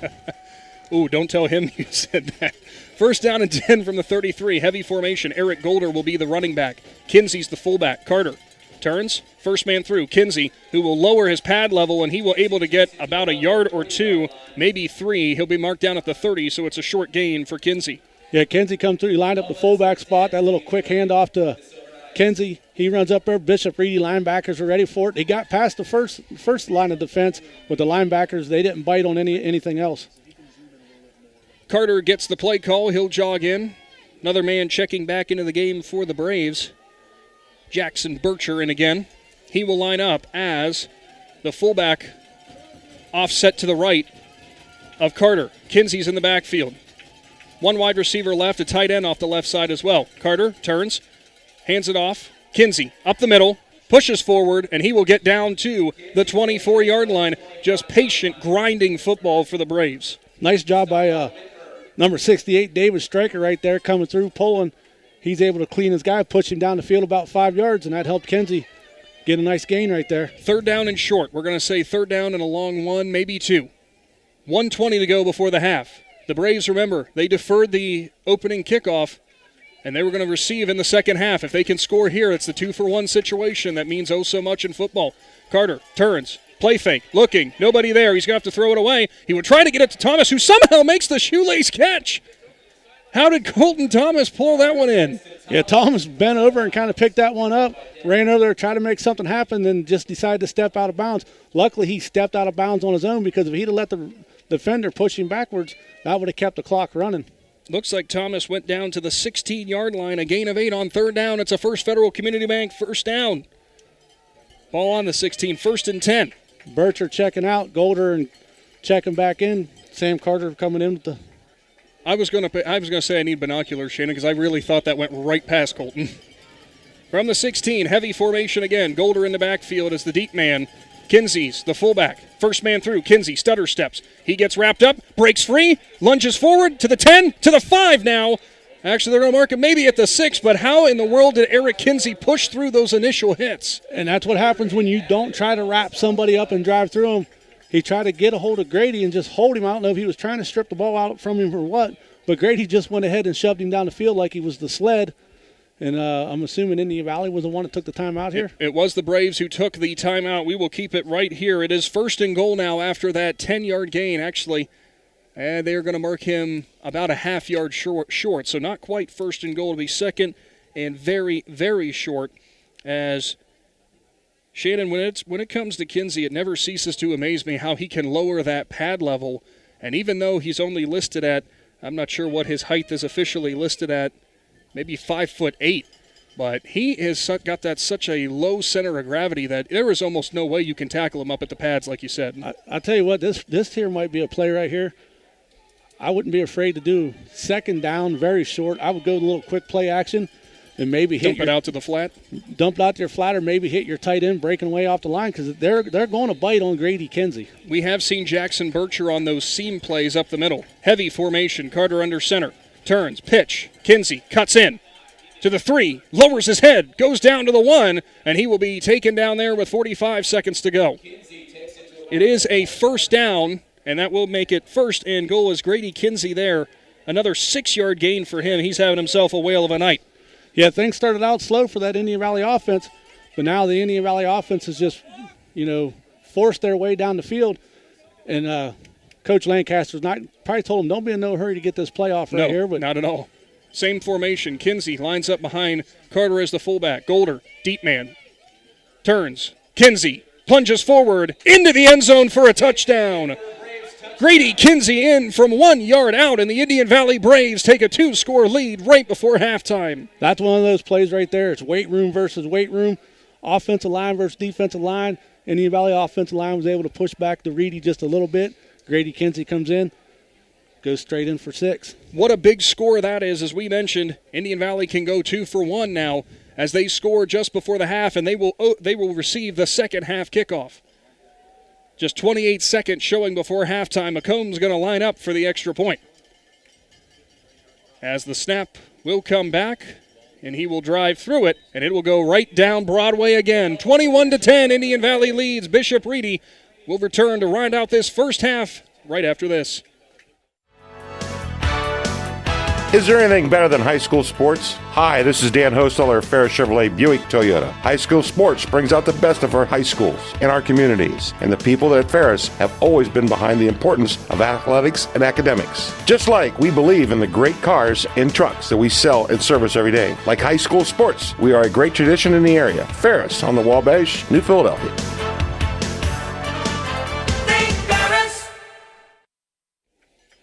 An 11-point lead Indian Valley has opened up over Bishop Reedy. It is the Braves leading the Silver Knights in the second round of the OHSAA playoffs out of Division 4, Region 15. Winner will go on to take on the winner of Steubenville and Licking Valley in the regional semifinal. That scoring drive there for Indian Valley, a whole lot of Grady Kinsey and a little bit of Sam Carter to Colton Thomas.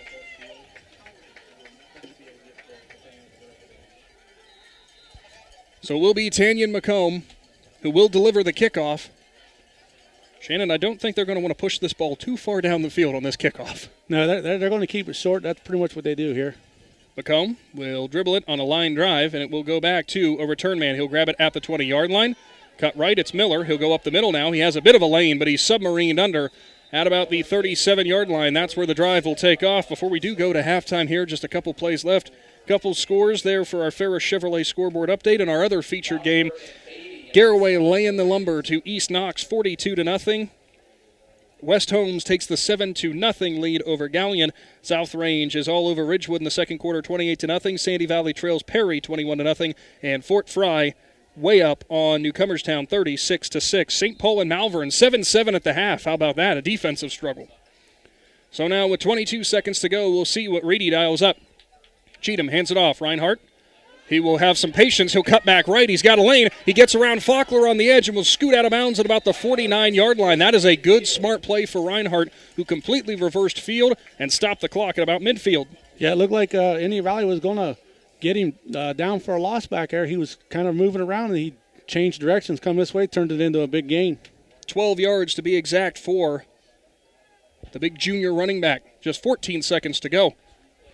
As you mentioned before we went to that, or when we were in that last break, Shannon, they have to watch out for that deep ball. Yeah, Tom is playing back a little bit further right now. They actually got two high safeties right now. They're playing for the deep pass. Pass to Miller out on the outside, and he will get a couple yards there before he's shoved out of bounds by Owen Faulkner. Only give him a handful there. Interesting play. You run 4 seconds there, Shannon. Don't get a whole bunch, though. You do get a little bit closer, though. Yeah, I just wonder what the leg is for the field goal kicker. You know, he drove through it pretty good when we saw before. I'm going to guess his range is probably somewhere around 35, 40 yards. So, I mean, they still got a little bit of ways to go yet to get in his range. Second down now. Ball on the 48-yard line. Stack wide receivers on the left. Reinhardt motions out of the backfield to go to the right side. Cheatham all alone in the backfield. Here comes the pass rush for Indian Valley. Deep ball down the field, and it is almost picked off, and it would have been Tanyan McComb who would have jumped right in front of Reinhardt, but he just couldn't hold it in. That would have been his third pick of the first half. Yeah, nice play right there by McComb. Come over there. He had his eyes locked on it. It just, I don't know if he took his eyes off of it for a second or not, but that's going to bring up 4 seconds left. What's going to be a heave to the end zone? Unless the kicker in Craddock for Bishop Reedy has about the best leg I've ever seen from a high school football player. How long of a field goal would that be, Shannon? 62, 63? 63 yards from there.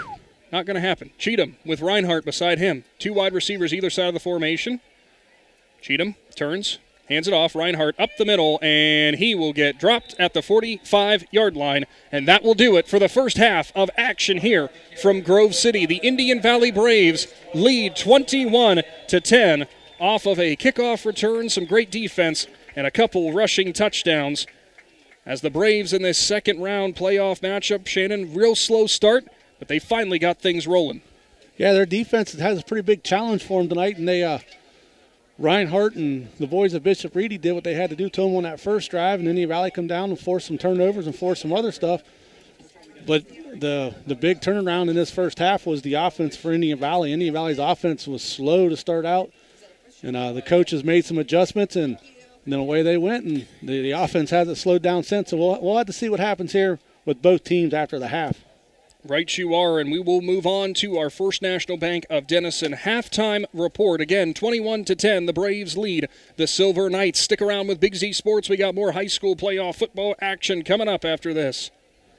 Big Brothers Big Sisters needs your help. Hi, this is Monique Duke, and we are committed to matching 82 children that have been waiting to meet their big. Do you have 4 hours a month that you could share with a little doing something you both enjoy? We match bigs and littles with similar interests, so this could be fishing, going to a ball game, going to church, or even shopping. If you would be interested in changing a child's life, please contact us at 330-339-6916 or visit us at bigsforkids.com/volunteer.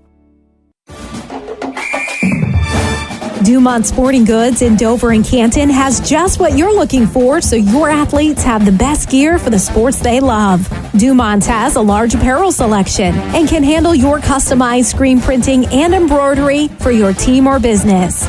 For sporting goods and all your apparel, Dumont Sporting Goods in Dover and Canton has everything you want to play and look your best. County Boxing Academy on East High in New Philadelphia invites anyone serious about boxing to see what they offer and have success just like pro boxer and Urixville's own Sugar Dre Donovan. T-County Boxing Academy not only offers the area's premier training facility, but also offers the best supplements on the market for peak training to get the most out of your workouts. To see all T-County Boxing Academy has to offer, find T-County Boxing Academy-TCBA on Facebook. Cush Financial Group has been proudly serving the financial needs of local community members for over 35 years. The team at Cush Financial follows an industry-leading service model with the unique approach and fiduciary responsibilities associated with their board-certified financial planner. With over 75 years of combined experience, the advisors at Cush Financial Group are here to help you achieve your financial goals. Contact the office at 330-308-8700 or visit cushfinancial.com to schedule your free consultation today. Securities and investment advisory services offered through Independent Capital Company Incorporated, member FINRA, SIPC. Top Notch Auto on East Plum Alley in Janaden, your one-stop shop for all your vehicle needs, offering an experienced staff that can handle just what you need to keep your vehicle running at its best. Top Notch Auto specializes in diagnostics with state-of-the-art diagnostic equipment. Whether your vehicle needs routine maintenance or major repairs, Top Notch Auto can handle all your vehicle needs. They also offer a large selection of tire brands, including Goodyear, Kelly, and Cooper, just to name a few. Find Top Notch Auto LLC on Facebook or call them at 740-561-4100. Busy schedule? Check out Benson's Heat and Eat section with a variety of entrees and sides for you to choose from. And don't forget, Monday through Friday from 4 to 6, Benson's culinary team prepares hot, made-from-scratch dinners, complete with garden salad and bread and butter. Just call ahead to order. For daily and weekly specials, visit bensonsmc.com. Follow them on Facebook or stop into the market. Benson's Market and Catering, 207 North Worcester Avenue in Dover. The Tuscarawas County dairy farmers want you to know that low-fat chocolate milk is a great choice for student athletes and hard workers. It provides the nutrition needed after practices, games, or a hard day at work, and it tastes great. Low-fat chocolate milk is packed with carbohydrates for energy, proteins to repair muscles, fluids to rehydrate, plus vitamins and minerals to help build strong bones and bodies. It's the official beverage of the Ohio High School Athletic Association. Tuscarawas County Dairy Farmers. Farms, family, food. Jeff Wallach, LLC, is a family-owned and operated company proudly serving greater Northeast Ohio and surrounding communities for over 25 years. We specialize in vinyl siding, replacement windows and doors, gutters, downspouts, and much more. We provide quality service regardless of the size or scope of the project. Our crews are reliable, respectful, and mindful of a safe work environment. Jeff Wallach, LLC is certified by the Better Business Bureau. Call today and discover how we can assist you in making your vision a reality. PAC Drilling, a family-owned and operated company since 2005 in Bolivar, takes pride in being an economic oil and gas drilling company. PAC's objective is to contribute to American energy independence through profitable development, operation, and marketing of oil and natural gas wells. PAC also employs operating technicians to oversee each and every well drilled to maximize its productivity and longevity. Contact PAC Drilling at pacdrilling.com. People are always asking, what is Cartoons? I hear that name on the radio all the time. Cartoons is a radio shop in New Philadelphia that specializes in tuning up your stereo system on anything you drive or ride. We tune up car tunes, truck tunes, boat tunes, motorcycle tunes, RV tunes, new and used vehicle tunes. We carry the best brands from Kenwood, Sony, Alpine, Pioneer, just to name a few. Cartoons also carries a full line of lighting accessories, backup camera systems, remote starts, or just need it installed? Give us a call. Cartoons on West High Avenue in New Philly. Be there. Welcome into the First National Bank of Denison halftime report from Grove City, Big Z Sports, Claxon Communications, and of course all of our sponsors today, TMK Valley Propane, the Tuscarawas Insurance Agency, DAC Vitamins and Minerals, and Novellus, bringing you today's presentation of high school football. What a weird first half that was, Shannon Thomas, as the Bishop Reedy Silver Knights open up the game, and pretty much all of their offensive production, shouldn't say all of their offensive production, but they chewed so much of that clock away in the first quarter, so much to the fact Indian Valley did not run an offensive play. Yeah, they had the ball the whole time. The only play that Indian Valley ran in the first half was a kickoff. The freshman Raker Williams took the pooch kick and housed it. I don't know how long it was actually for. I had him marked down for 53. I'm not a great statistician when it comes to kickoff returns, but what a great play for the freshman. He knotted things up at 7-7. The score to start off the game for Bishop Reedy was a pass from quarterback Jacob Cheatham to Caden Schaefer. The big 6'4 receiver in the back of the end zone got the 28-yard reception. Later on in that first quarter, as we ended off 7-7 after Indian Valley tied it, it was basically just the Reinhardt show up the middle over and over and over again. Kentrell Reinhardt in the first quarter alone, Shannon, 17 totes for 72 yards. Yeah, and that was one of those things where the Braves come out, they almost looked like that they were kind of in shock. It looked like they were doing things defensively that they normally didn't do. Kids kind of just missing on some tackles, this and that. But once they got their confidence going in the second quarter, that defense played lights out with the help of two big interceptions by Tanya McComb. Do you think potentially, at least, Shannon, maybe it was a little bit of shell shock after they couldn't seem to find a way through to Reinhardt, that he kept having those nice little, they weren't huge chunk runs, but they were just productive runs. Yeah, it was 4 or 5 yards run, and as a defensive player, you know, that just frustrates you sometimes. And maybe they were second-guessing on their keys and stuff. A lot of times, you hate to say this, but a lot of times players won't read their keys like their coach. The coaches teach you those keys for a reason, and it was just things weren't going their way up front. Linebackers were having to clean some stuff up, and when your safety and Thomas and McComb got to come up and make most of the tackles, that starts off going to be a long drive, and eventually the Braves figured it out on defense, and then that led to the confidence on offense. Indian Valley kind of woke up, too, in the second half on offense when they finally did have the ball. Out of 15 offensive plays, 10 of those went to Grady Kinsey. The sophomore running back converted them into 118 yards and 2 touchdowns, most of which came on that 72-yard run that he found the stiff arm and he found the one cut and scampered into the end zone. But the sophomore, he's starting to warm up. You can see it.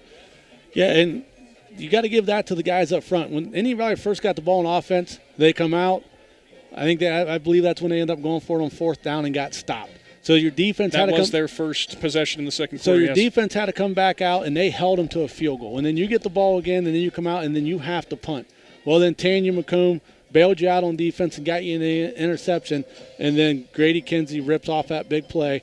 And that just kind of like woke the whole team up because they still hadn't really done anything yet on offense. And after that play, it's like everybody got excited in the way they went. Quarterback Jacob Cheatham on the other side of things for the Silver Knights. He has been a little shaky at quarterback at times, plenty of incompletions, and he's been picked off twice by Tanyan McComb, who's having a whale of a night on the defensive side of the ball. We've seen him making tackles. He's got the 2 interceptions. He's been playing good pass defense. Yeah, they've been doing great. I mean, their quarterback has had some wide receivers. The guy, he fell. Tanya made a nice play. Out here, he just kind of overthrew one.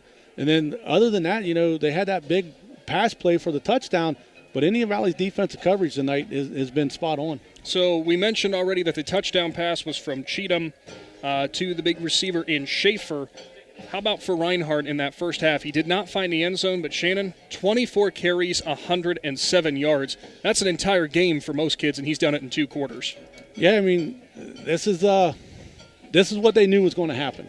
Matt Carroll and his defensive staff, his guys, they knew Reinhardt was going to tote the rock, and they put in a play to stop him. It took them a while to get going, and they've found a way to get to him. He's actually came out of the game a couple times, and the Braves got to continue to do that in the second half. They absolutely do, and it's going to be interesting to see how they adjust on the defensive side of things with that. But it's also going to be interesting to see how Bishop Reedy might be looking a lot more about what they did in that first half. You and I kind of made mention of this or looked at each other while we were on air. There would be handoffs from Cheatham to Reinhardt, and a receiver would be going, and there was nothing but open space in front of him if Cheatham decided to just pull that out of Reinhardt's stomach and throw it down the field. Yeah, you wonder if that's one of those options that their quarterback has, or if that play's designed and you just give it to Reinhardt.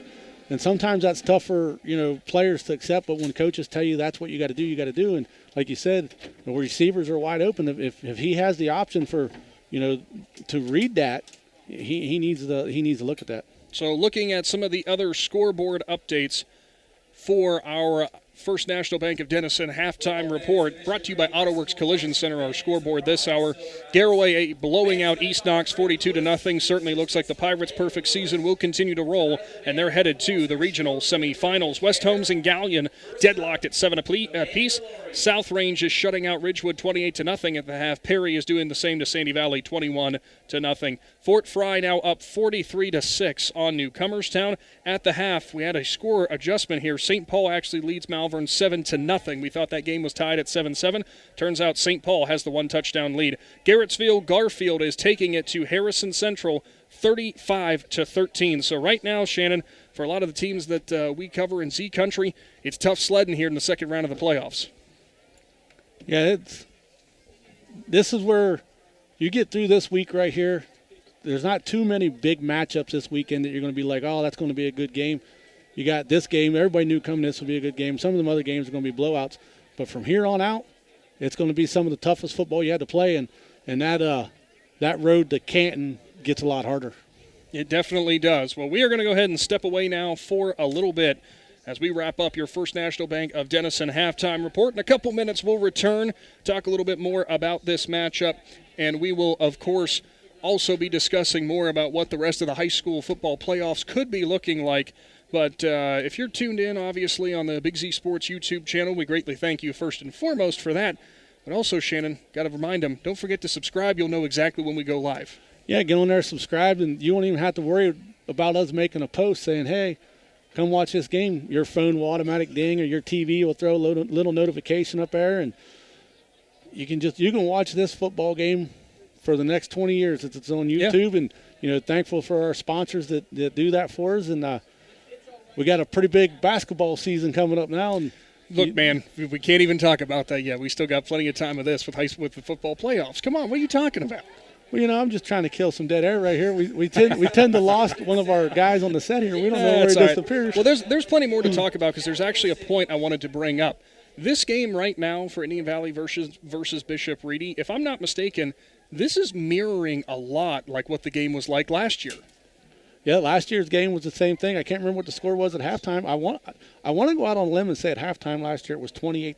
That's what I was about to say. I think it was close. But I can't remember that. It ended up 35-10 last year. What the final was, and it's been just like last year. Bishop Reedy come out, did some things, and then Indian Valley made some adjustments that got to them, got them off their game, and right now that looks the way it happened in the second quarter. So it's going to be interesting to see what adjustments that both teams make at halftime. Yeah, and adjustments, the name of the game when it comes to high school football naturally, but you also got to wonder about, for these high school kids, sometimes it's hard to try to really break through to them and get through to them exactly what they need to do to change. I mean, for Bishop Reedy's side of things, this is their offense. We knew this is what they were going to do. We knew that Reinhardt was going to get yards.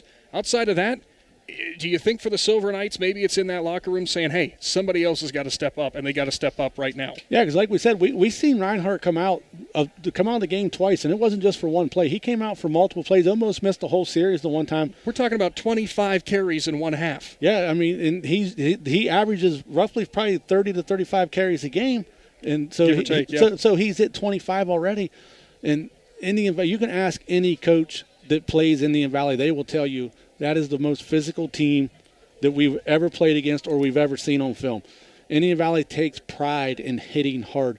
These kids, there's just something about them. They just abuse their bodies for high school football, and that will take a toll on anybody from the offensive line to the running backs to the quarterbacks. They love to hit.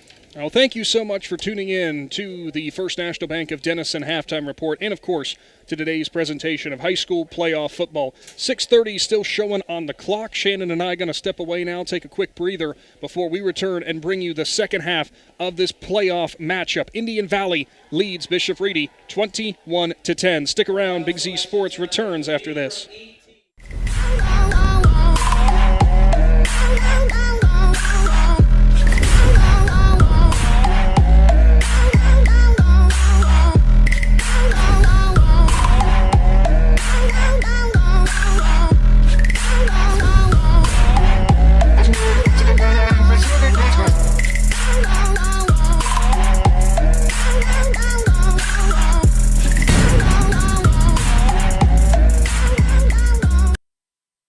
Hi, this is Jan McInturf. The past 30 years, the residents in and around the Tuscarawas County have made the call to the realtors and staff of McInturf Realty for buying and selling of residential and commercial properties. We truly live in a great community, and in all of those communities, there is nothing better than high school sports. For myself and all the agents and staff at McInturf Realty, we would like to wish all the area athletes good luck this season. And make the call to McInturf Realty, 330-364-SOLD, or find us online at McInturfRealty.net. All the talks we've had over the years, including what you've told me about not using alcohol and other drugs, they stick with me. And believe it or not, they really do make a difference, especially at times that matter most. Hey, want a drink? No thanks, I'm good. So thank you, Dad, for talking and preparing me for what's ahead. Thank you for talking. For more information about talking with your kids about underage use of alcohol and other drugs, visit underagedrinking.samhsa.gov or go to empowertusk.com. Take a second to step outside of your daily life and breathe. Muskingum Watershed Conservancy District brings that perfect break from a busy life and great destinations for relaxing, camping, fishing, hiking, family-friendly activities, and so much more. Atwood and Tappan Lakes also have new campsites with full hookup connections and full-service marinas. Reserve your adventure now at mwcd.org. The Muskingum Watershed Conservancy District would also like to congratulate all of the area athletes on a great season. The First National Bank of Denison appreciates the hard work and dedication area athletes exhibit to be the best they can be for their team. We follow that same philosophy with our customers, working hard to build personal relationships and making our services convenient. The First National Bank of Denison's community involvement is important to us, and we love supporting our local schools. The First National Bank of Denison, with offices in Denison, Dover, Janayton Hutton, South Broadway, and Schunbrunn in New Philadelphia. We have our roots where others have their branches. Member FDIC, Equal Housing Lender. Novelis Uriksville is the world leader in aluminum recycling, and they need you. They have immediate openings for general laborers, equipment operators, and various skilled trade positions. They'll start you at $22 per hour or higher. There are advancement opportunities, and Novelis offers industry-leading benefits. To apply or find out more, go to novelis.com/careers and search Uriksville. That's novelis.com/careers and search Uriksville. Novelis is an equal opportunity employer. Fell can sell. When you choose the Caleb Fell Real Estate Team, you can count on local expertise, terrific communication, an expert negotiator on your side, and detail-oriented service throughout the process. Real estate does not have to be difficult or stressful. Choose a team that will make the process quick, easy, and professional start to finish. Whether you are ready to buy or ready to sell, make sure you call Caleb Fell with the Caleb Fell Real Estate Team. Hi, I'm Zach Motice with the Tuscarawas Insurance Agency. For all your auto, home, farm, and business insurance needs, contact our team at the Tuscarawas Insurance Agency or stop in and see us at one of our 3 locations in Sugar Creek, Strasburg, and downtown New Philadelphia, providing excellent service to the Tuscarawas Valley since 1885. Everyone here at the Tuscarawas Insurance Agency would like to wish all area athletes and teams good luck. This is RJ Jacobs from DAC Vitamins and Minerals. Did you know that DAC Vitamins and Minerals has more than 40 proven equine supplements that include daily multivitamins, joint, digestion, reproduction and fertility, calming, and many other specialty products? DAC also carries a complete line of livestock products called DAC Show Contender. Feed DAC Vitamins and Minerals to get the competitive edge in the show pen. We've been feeding champions since 1983. TMK Valley Propane is embracing remote tank monitors. Are you tired of going outside to check your propane tank or forget to order your propane on time? TMK Valley Propane now provides reliable remote tank monitoring technology. Let TMK Valley Propane take the worry away, provide timely delivery, and never run out of propane again. Thank you for your trust in TMK Valley Propane. All the way with TMK, service with a personal touch. This is Jordan Hartzler. At Hartzler's Quality Housing, our goal is to help customers achieve the dream of home ownership. We have been a family-owned, affordable housing business for over 40 years. We value our customers and have the knowledge and experience to help you walk through the home buying process from start to finish. Conveniently located just off I-77 in New Philadelphia, stop by and browse their model homes or learn more by visiting Hartzlers.com.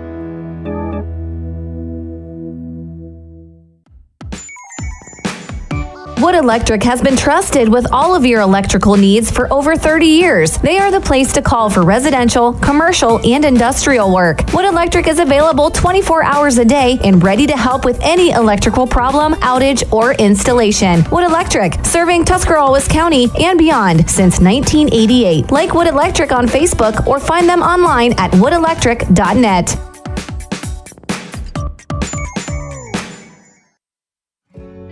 In the rolling hills of Holmes County, we tend to do things a bit differently.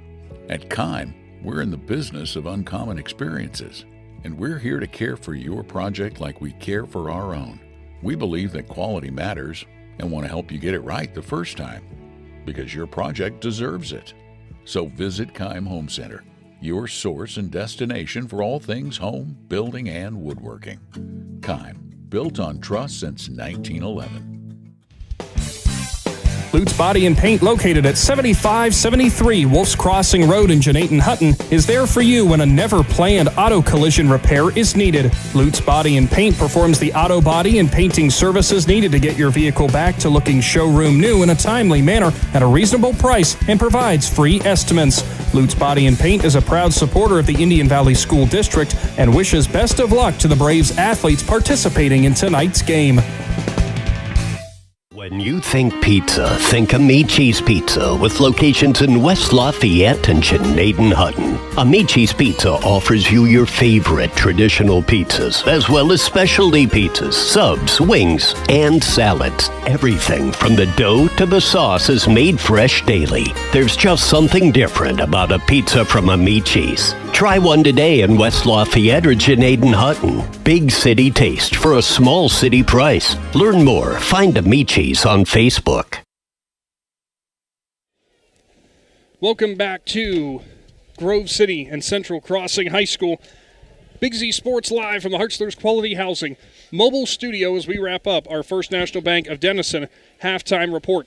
Minute and a half showing on the clock. 21-0, Indian Valley leads Bishop Reedy. The Braves will start with the ball here in the second half. And the joke here, Shannon, you and I are both out of breath because it's quite a walk to go down to the concession stand and the restrooms here at Central Crossing High School. I think Big Z Sports needs to work on their cardio a little bit. Yeah, we need some exercise. You ran that way. I ran clear across the football field to catch our stringer. He didn't want to answer his phone until I got within 10 yards of him, so I ran 110 yards to get to him. What was your 110-yard dash time, though? It was a lot longer than it takes Grady DeKenzie to run it, I can guarantee you that. I don't even want to know how much time I took to get over there. Second half going to get underway here as it will be again the Braves who receive that opening kickoff. If you are the Silver Knights, Shannon, you trail by 11. It is obviously your playoff lives here in this game. 11 points, 2 scores, not insurmountable by any sense of the means. Do you at least consider the idea of going with an onside here to start? Well, you know they're going to pooch kick it, so do you try to bring it a little bit shorter? And before we get this second half started, he made the trip. He's here. Defensive coordinator Matt Carroll. Yes. Got to say congratulations to Matt and his wife Katie. Yes, we do. Who had their first baby last night, and a little girl, and so pretty exciting things in the Carroll family. So we got to say congratulations to Matt and Katie. Absolutely. Thank you for that, Shannon. Big congratulations to them. Happy, healthy little girls, so great stuff for them. And what would be even better for Matt right now? The Braves getting a victory. So we'll see if they can do that. You know, the defense turned it around for him. He was here. He helped them, made adjustments. They got rolling in that second quarter. And see if they can keep it going here in the second half. The senior kicker in Craddock for Bishop Reedy lines it up now as he's got it set. Indian Valley has 2 men deep. You said about kicking a little bit short. See where the Indian Valley returners are set up here. The up men about the 48. The guys behind them, the next line, about the 34. So there is a gap if you can drop it in there, if you could kick it just so. Yeah, and I'm sure Indian Valley has already told their special teams, listen, you front guys, don't worry about the ball unless it rolls right in front of you. Let it get by you, pick up a block, or somebody else will secure it. You know that the Silver Knights are looking, where's number 8? We're not kicking it to him again.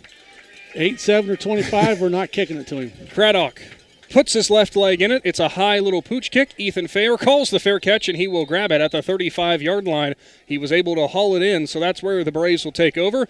Fair with a little bit of bobble and probably made some of the Braves coaches take a big sigh of relief when he finally pulled it in. Yeah, Fair bobbled out a little bit. I don't know if he took his eyes off of it. Was trying to look for he's probably expecting the hit.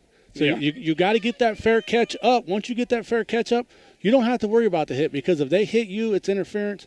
You're going to get the big penalty and you're going to get the ball back. Unless, unfortunately, an Indian Valley blocker throws him into it. Colton Thomas near side, Tanya McComb far side, pistol formation. Sam Carter lines up in front of Grady Kinsey. 2 tight ends either side of the formation. Kinsey gets the handoff, driving, fighting, pushing, and he will get a gain of maybe 2.5 yards there to start off the second half. Yeah, it looked like number 5, Jordan Mullins out here on the right end. Nobody picked him up on the block, and he was able just to close the hole real quick. All right, Shannon, did you catch your breath yet? Not yet. I'm still working on that. 38-yard line now.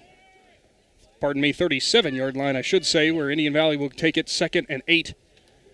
Braves in that first half, it was a lot of Grady Kinsey. Not a ton of offensive plays, though. They only actually ran 15. But they still lead 21-10. Jackson Bircher now motions from the left tight end spot to an up fullback. Direct snap that time is going to the Indian Valley runner and Riker Williams, who will push forward to the 40-yard line and will get dropped after being driven back. But still, nice little gain there for Williams. Sets up a 3rd down and more manageable. Yeah, it caught him off guard right there. They brought Williams in at quarterback, and he had positive gains right there, but still going to be a 3rd down, a long 3rd down. 3rd down, and we'll say roughly 4 as the ball is marked at the 41-yard line, so it was a gain of 4 for Williams. Indian Valley thus far tonight on 3rd down, pretty efficient, minus those first 2 instances where they failed to convert. Pistol formation. Carter turns, play fake, rolls right, looking, finds Thomas, and he will grab it at the 50-yard line and go up to the 45. It's plus territory for the Braves. Nice route by Thomas, nice find by Carter. Yeah, nice job right there by Sam Carter. Nice little play, rolled him out to the right. You know, that's his strong suit. You don't want him to have to throw it back across his body. Got it out there. Thomas had to make an adjustment to catch it, as the ball might have been just a little bit overthrown. But when you got an athlete like Thomas who can catch, you just get it in his vicinity where he can get to it, and he's probably going to make a play. That was a 15-yard gain on 3rd down and moves the ball into plus territory. Ball marked at the 46-yard line of Bishop Reedy. 2 wide receivers left, 1 right. Pistol formation again. Carter turns, fakes it. It's a little hitch route to Jackson Bircher, who makes the defender miss. He's streaking down the seam. He's up to the 2-yard line before being dropped as Carter pulled the ball out of the belly of Kinsey and delivered to his big tight end, who did the rest. Yeah, nice job by Carter right there. Nice little read on him. He stuck it in there, pulled it out. Bircher did a nice job securing it, made a guy miss, and just kept right on going. He absolutely left that defender in the dust As we now move to the Jeff Wallach LLC red zone, as it's another First Federal Community Bank first down. They actually marked Bircher down at the 3-yard line. So that was a gain of 43 yards. Carter to Bircher. Heavy formation. Pitch out. Kinsey cuts back into the end zone for a touchdown. The Indian Valley Braves cash in quickly to start off the second half as they extend their lead to 17. Yeah, nice job right there. Little toss to the right. Kinsey got it, got squared up with the hole he wanted. Indian Valley blockers out in front did a nice job.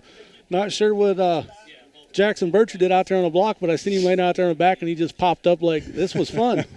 What Bircher was really thinking is, man, I only had 3 more yards to go for a score, but I'm sure he'll be happy with a 3-score lead for his team instead. So it will be Tanyan McComb who's going to line up for the extra point. 10:08 to go here in the third quarter. As the Braves kicker gets into it, and it just clears the crossbar and makes it a 28-10 lead. Indian Valley over Bishop Reedy. Second round of the high school playoffs will return after this.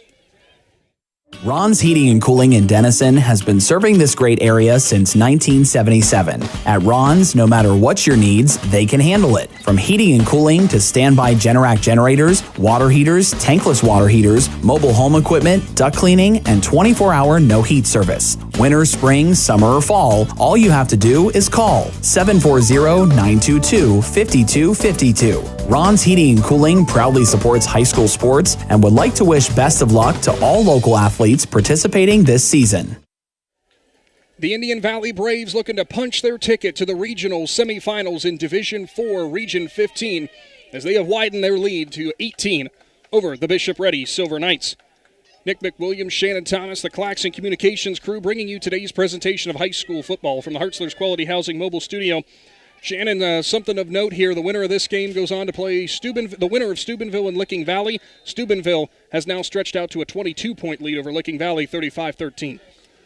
Yeah, and that's one of those games that, I thought maybe Licking Valley could put up some points, but the Steubenville Big Red don't what they have to. Line drive, it's actually a ground ball from McComb to the returner for Reedy as he will dance around, tried to spin backwards and had absolutely nowhere to go as he is swarmed under at about the 26-yard line. One of the first men down there, Owen Faulkner again. He's made some nice plays on defense. Yeah, Owen Faulkner, he's got some speed on him, and he's usually a pretty sure tackler. He get down there and gets his hands on him. So now, ball at the 26-yard line. Had an Indian Valley defender there. I think he was just fixing his pads. I thought we were going to have an injury timeout. It looked to be Riker Williams who thought he was shaken up, but instead he's good to go. Indian Valley's defense, happy to see that. Shotgun formation. Cheatham looks to the right side. He will sling it out. It's Miller. He gets a block on the edge, and breaking down and making the tackle out there on the outside for Indian Valley was Tanyan McComb, but still it's a nice gain on first down for the Silver Knights as they move up to the 34-yard line. Yeah, Indian Valley had a little bit of soft coverage right there, so Reedy doing a play that Indian Valley uses a lot, just toss it out there, and then wide receivers got all kinds of room. Makes a nice gain out of it. Second down and 2 now. 9.5 minutes to go in the third. Indian Valley really crowding the box now. Cheatham looks right, gives it to Miller again. Another little swing pass as Quake Beatty lowers his shoulder into the receiver and drives him out of bounds, but Miller is going to have another First Federal Community Bank first down up to the 36. Yeah, Reedy coming out right now trying to do something a little different, trying to get the attention away from Reinhardt. Eventually they're going to go to him, hopefully that he can break a big one for him, but right now these little quick passes are working.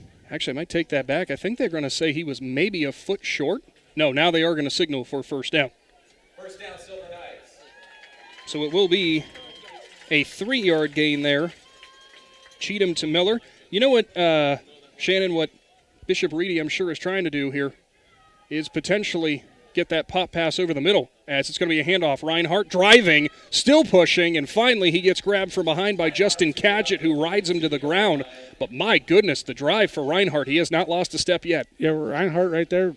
He was wrapped up early, and he was dragging a little bit, and he kind of got that momentum when Cadgett come in to try to help make the sure tackle, kind of gave him that little extra step and picked up a couple more yards. But Reedy coming out now, and they're just going quick. They're trying to get to the line quick.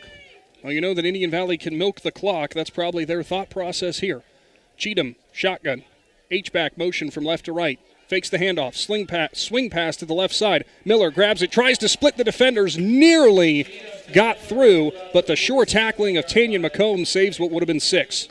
Yeah, Tanya McComb's lucky that he came in there and he broke himself down right there and made sure he got a hold of something and held on to him, because there was nothing but green grass behind Tanya McComb. 6 yards and another First Federal Community Bank first down as Reedy trying to operate quickly. Wide receiver out on the far side is Schaefer. Near side is Miller. H-back on the left side's Dent. Cheatham's in the shotgun. Reinhardt's to his right. Indian Valley crowding the box again. Cheatham fakes it. He's going to roll right. He has Riker Williams all over him. Stiff arm, and he will finally get dropped by Quake Beatty, who absolutely leveled him out of bounds. Yeah, nice job by Riker Williams chasing him from behind. He was able to get a kind of a stiff arm, get a little separation from Riker Williams, but that gave Quake Beatty just enough time to come over there and clean him. 2nd down and 10 now. No gain on the play. Ball still at the 47-yard line. That's a new wrinkle we have not seen out of the Silver Knights offense yet, is Cheatham keeping it. Same formation. Reinhardt to the right. Dent the H-back on the left. 2 wide receivers, 1 on each side of the formation. Cheatham gets it. Hands it off. Reinhardt. Indian Valley tries to break down. They miss the tackles, though, and he will plunge forward into plus territory on the 45-yard line now of the Braves. Colton Thomas makes the ankle tackle. Yeah, nice job by Reinhardt right there. He found a hole, got to it, got right on the back of his defensive back. Wasn't going to go with that, or not his defensive back, his offensive lineman. Wasn't going to go anywhere without him. And luckily Thomas came in from a safety spot and was able to get an ankle. So that was a gain of 8 yards. It will push it to 3rd down and 2. That time is slung over to the right side as it was a play-action fake to Reinhardt and delivered into the hands of Miller, who delivers with a First Federal Community Bank first down to the 36-yard line. Nice gain that time and a nice little pitch and catch for Cheatham to Miller again. Yeah, the little pass plays right now are working, and everybody's going to have to make sure that they don't let that play get behind them. I mean, you can let them get in front of you. They're making the catches. They're burning clock while they're doing it, but they are getting positive yards. Cheatham to Miller this drive, 4 for 4. With 2 first downs. Handoff, Reinhardt up the middle. He's got a hole, and he will go up to the 32, and we're going to get flags flying in here right where the contact was made, but there was a whole pile of bodies, and it looks like we're getting a holding signal, and no, it's going to be a face mask instead. As I apologize, it looked like they were signaling a hold.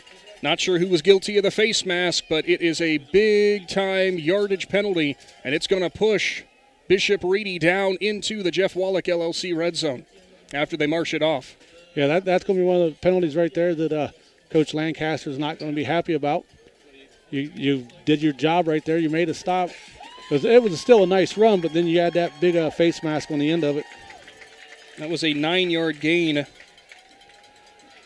for Reinhardt plus the face mask. So an Indian Valley timeout now as they're going to try to reset here with the Silver Knights driving. Braves still lead 18 by 18. Big Z Sports is back after this. Kinsey Excavating and Trucking is a family-owned and operated business in New Philadelphia. KET is a general contractor. They provide services to commercial and municipal clients. They employ local union operators and laborers. KET is dedicated to providing outstanding work using the latest technology and employing local individuals to positively impact Tuscarawas County and the surrounding area. Kinsey Excavating and Trucking proudly supports the Indian Valley Local School District and wishes all area athletes, musicians, artists, and students a successful season.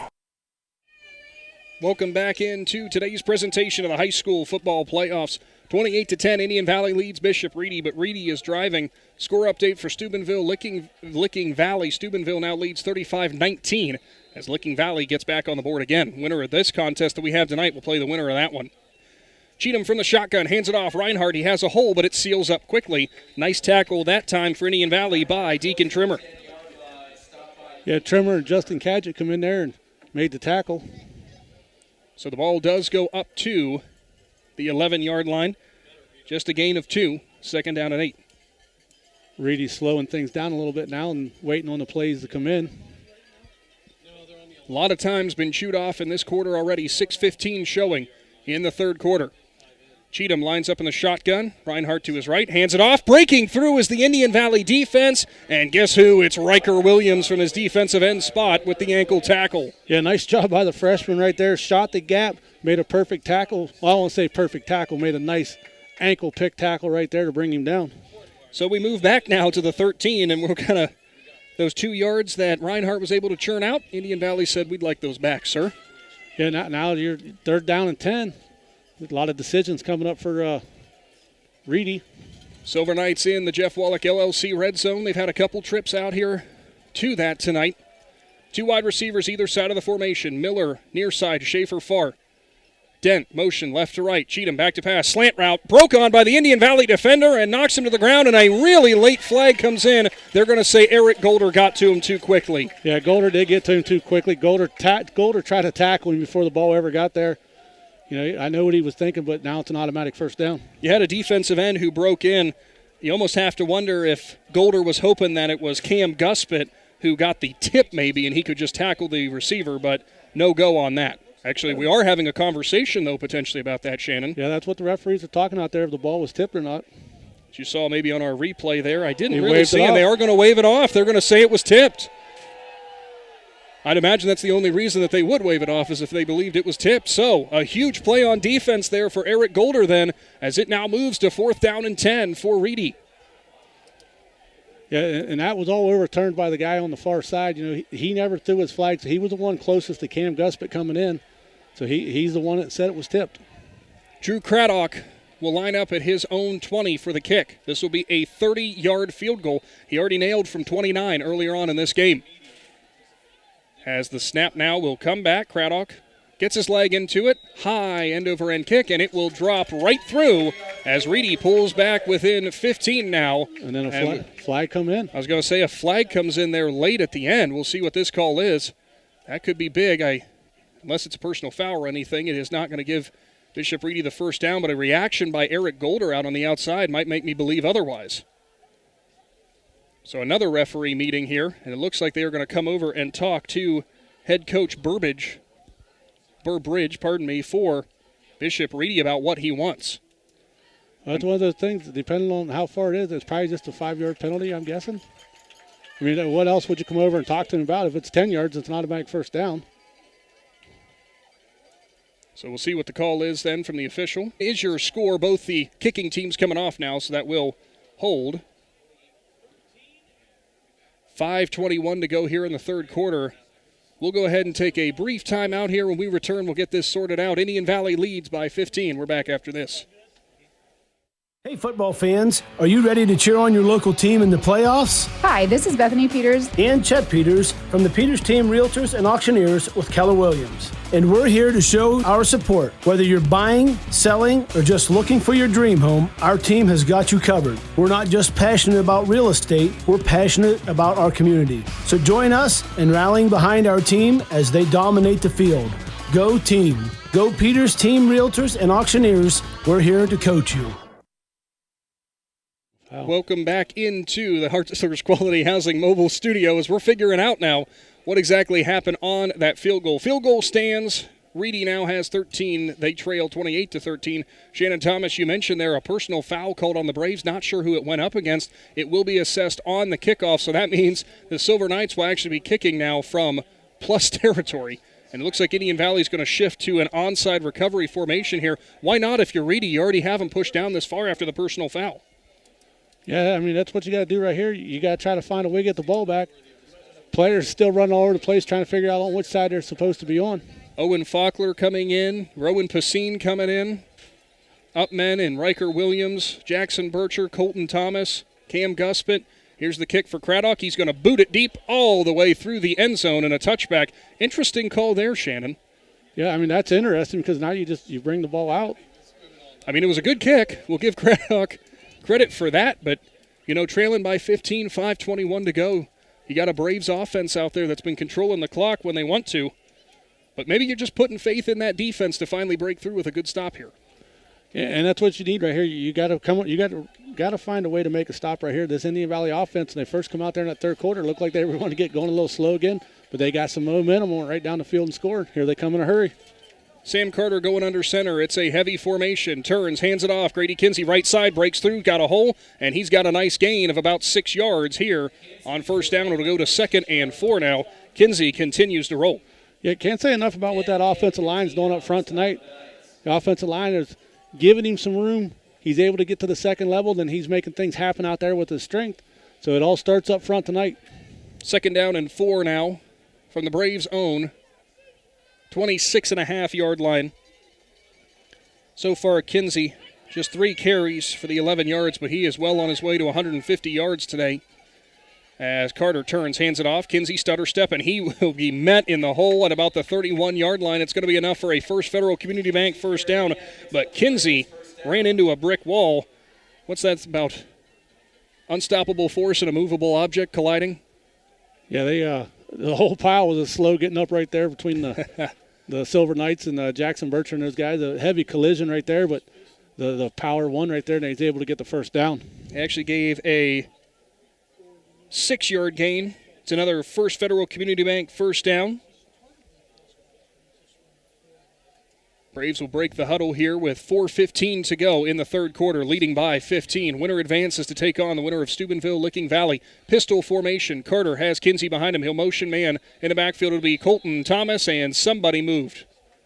And actually, it's going to be an offside. They're going to say that a defensive lineman for Reedy came across. Yeah, and Tanya McComb was the first one to make the call, so apparently he's seen it just like the official over here beside him did.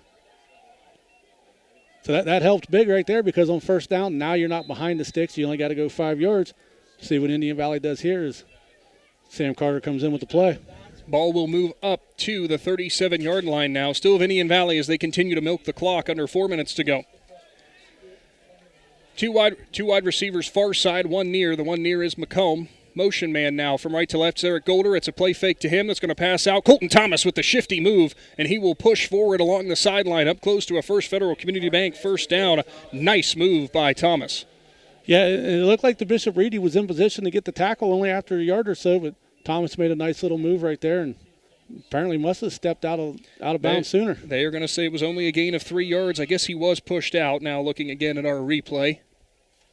So it will be a 2nd and 2 now. Ball on the 40. Pistol formation again. Tanyan McComb near side. Colton Thomas far. Carter sends Thomas in motion. Handoff to him. He'll get a block on the edge. Tries to get around the defender. And what a play that time, is breaking into the backfield and making the big hit is number 21, Tanner Reeder, the junior defensive back. Yeah, he did a nice job. He read his keys. Actually, the whole defense on this side read their keys. One guy come in and blew up the blocker. And the other one, he had a free shot at Thomas, and there was nothing Thomas could do. That will now make it a 3rd down and 6 from the 36. I do believe, Shannon, that might be the first tackle for loss that Bishop Reedy has registered against Indian Valley today. Yeah, and after that penalty on first down, things were going your way, and now you went backwards. 2 wide receivers on the far side. Jackson Bircher lines up beside Carter. Kinsey behind him. It's a play fake. Carter rolls right. Delivers into the sideline, incomplete, nobody home there, and it's going to be a punt situation for Indian Valley as Bishop Reedy snuffed that out, no problem. Yeah, Bishop Reedy was all over that one. Thomas tried to make a move out there, tried to turn to go up the field, but Carter was being pressured. He ran too far the other way, so he couldn't throw it back towards Thomas. It would have been against his body. So smart play on Sam Carter right there just to throw it away. But now Indian Valley's got a punt, and defense has got to come up with another stop. Under 3 minutes to go in the third. Thomas will line up deep to punt. 1 man back for Reedy. I believe it might be Miller. Thomas rolls to his right and will drive through it well over the head of Miller as it's going to bounce at the 23. Rolling. Checks up at the 1 and stops there. Colton Thomas with the punt of the year, as it is down at the half-yard line. And lucky right there, because Eric Golder dove to try to get to the ball, and he actually went into the end zone. If he would have touched that ball, it would have been a touchback. But luckily, Golder missed it, and Reedy's got the ball on the 1-yard line. I believe he might have pushed it forward before he ended up in there, and sure enough, he did. What a heads-up play by Golder. Well, now if you're Bishop Reedy, to cut back into this 15-point lead, you only got to go 99 yards, actually 99 and a half.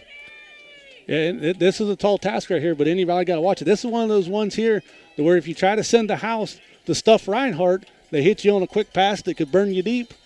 Or if you read your keys wrong and you give Reinhardt a big hole, he's gonna break it for you. 1 wide receiver way out here, far side or near side, close to us. Turns, hands it off. Reinhardt, he's got a big hole, and he is going to get tripped up at the 5, and saving it there was Colton Thomas again.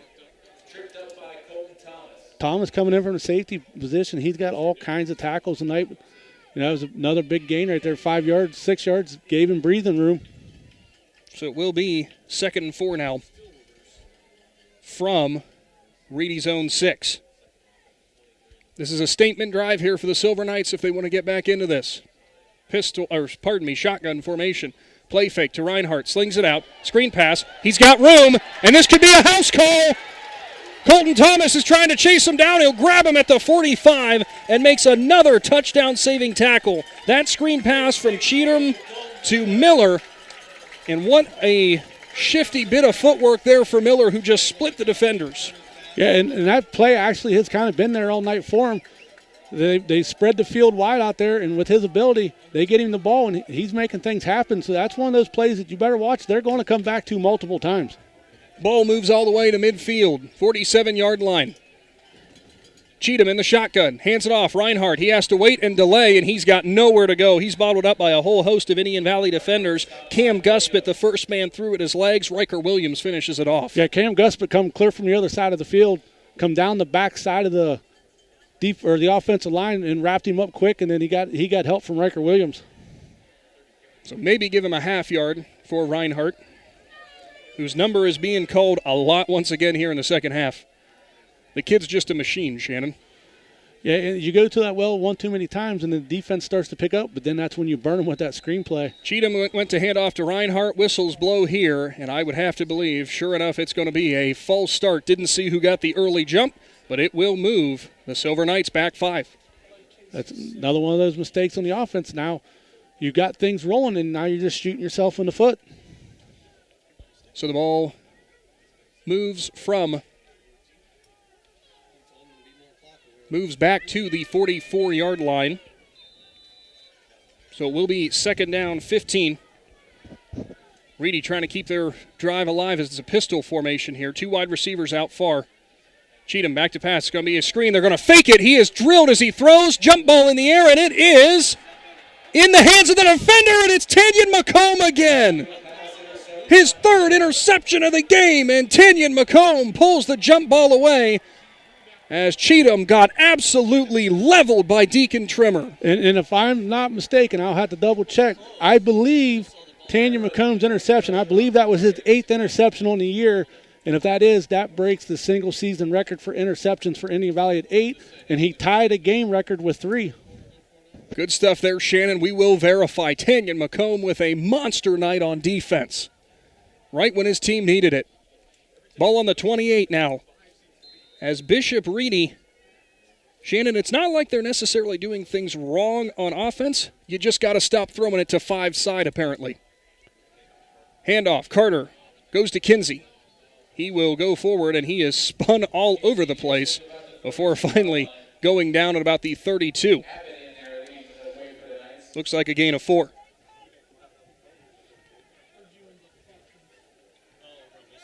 Another score update from Death Valley.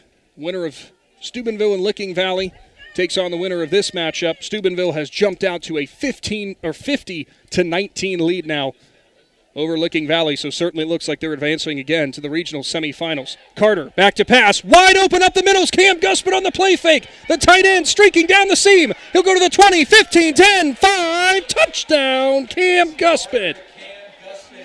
Nice play right there by Carter, found Cam Guspit.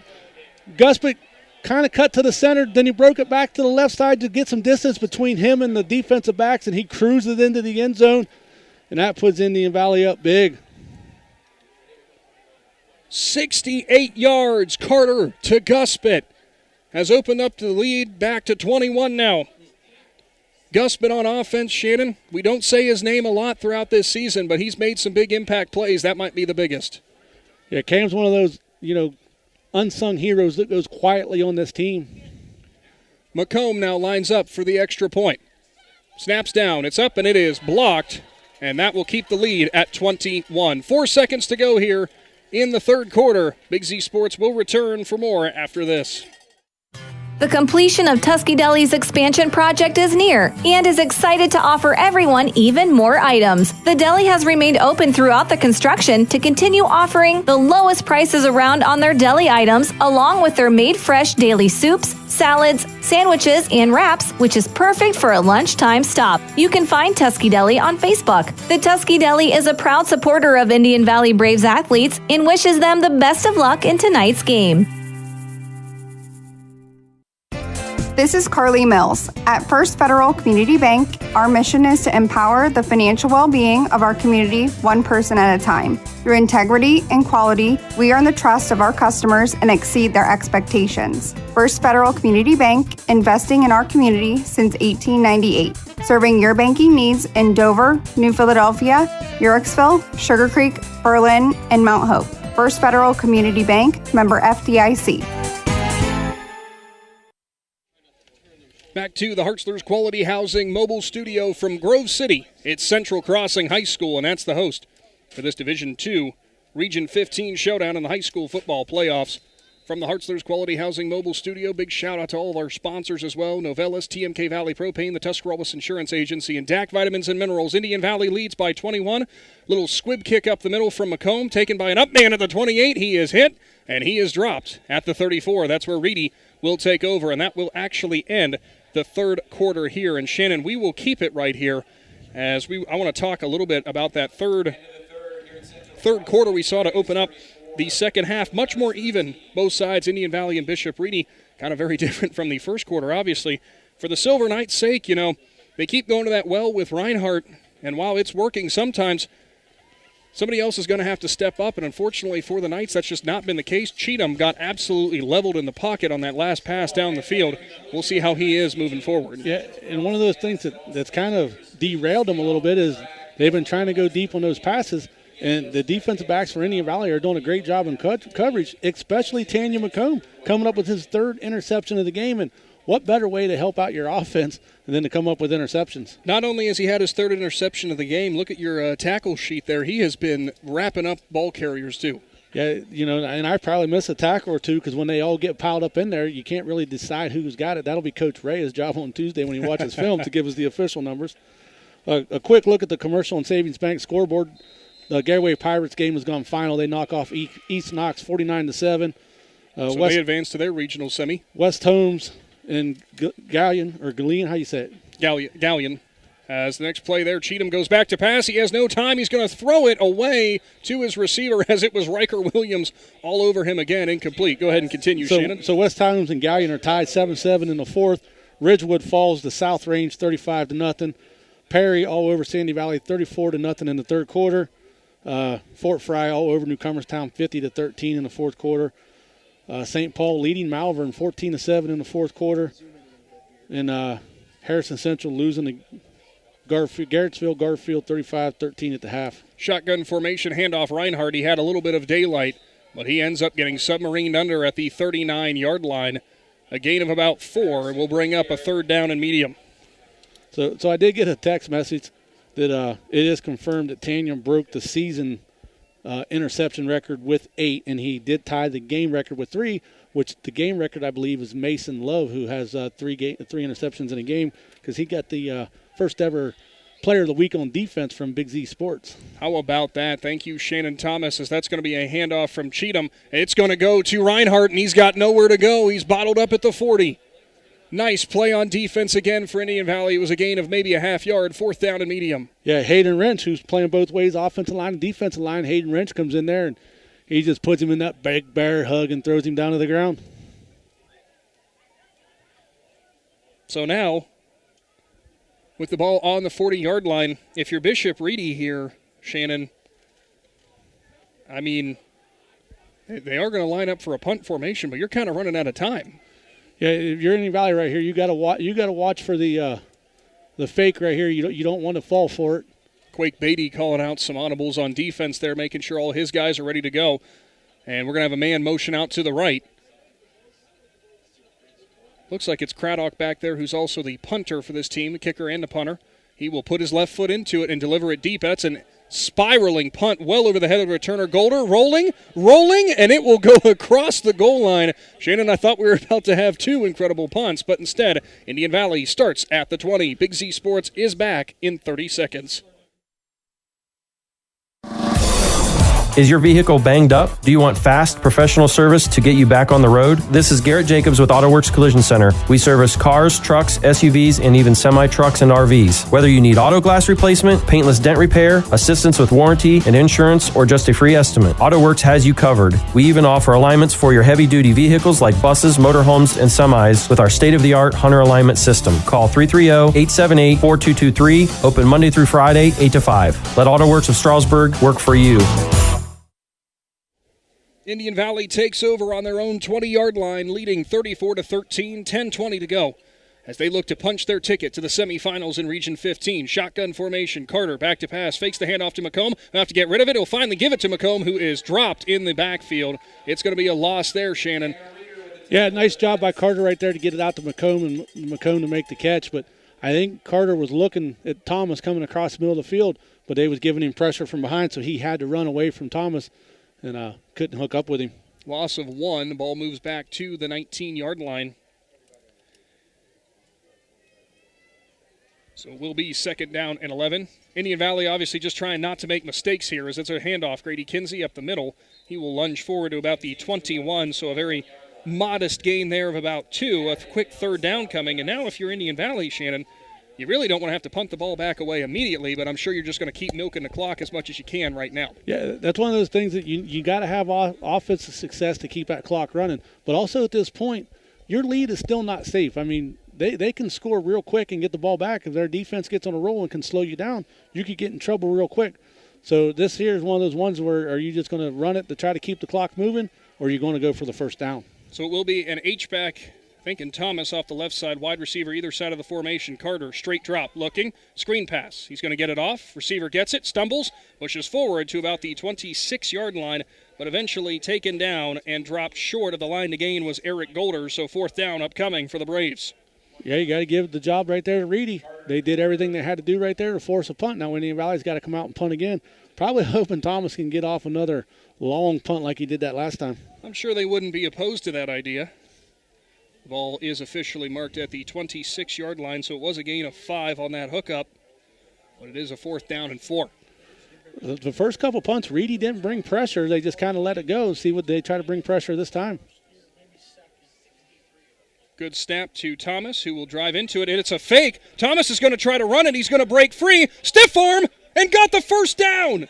Colton Thomas with a First Federal Community Bank 1st down on the fake, and he juked out 4 different Reedy defenders. I don't think that was supposed to be a fake. I don't think so either. I think it was one of those ones that if you read it right, you can go. And when that first guy got to him, I thought he might be in trouble, and somehow he made it work. Well, you said he might be in trouble. He might be in trouble when he goes back to that sideline if that wasn't called, and they said, you about gave us a heart attack, kid. Huge play for Thomas. It keeps the drive rolling for Indian Valley and keeps that clock running, or it will. He went out of bounds, so the clock did stop. Ball's on Indian Valley's own 34. Heavy formation. Jackson Bircher's the fullback. Kinsey's the running back, and we got a false start. Yeah, one of the offensive linemen for Indian Valley started to pull up. I didn't see which one it was, but he started to come up early, and he caught himself. It was a quick flinch.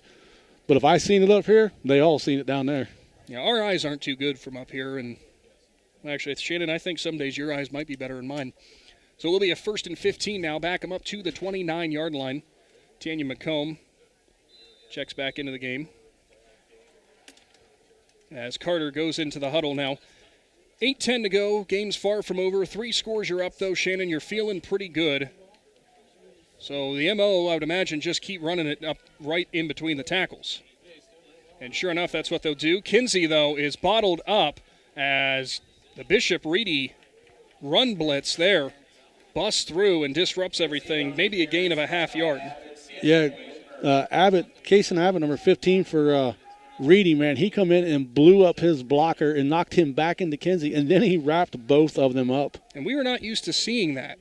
We're not used to seeing Grady Kinsey get bottled up in the backfield, nor are we used to seeing the Indian Valley offense getting beat there up front.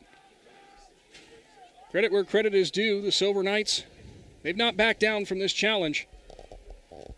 They've just been struggling a bit on offense. Great defense tonight from the Braves has kept them in it. Grady Kinsey will now be the up man. Eric Golder will be the running back behind him. Sam Carter with the play fake, rolling to his left. He's going to have to step up and run it, and he is dropped after maybe a gain of a half yard. And that's going to bring up 3rd down and long. Yeah, Reedy trailing from behind. He never really got to where he could get off a nice pass or an accurate pass, so he just had to keep going, and he didn't have the speed that the defender had, and the defender caught him from behind.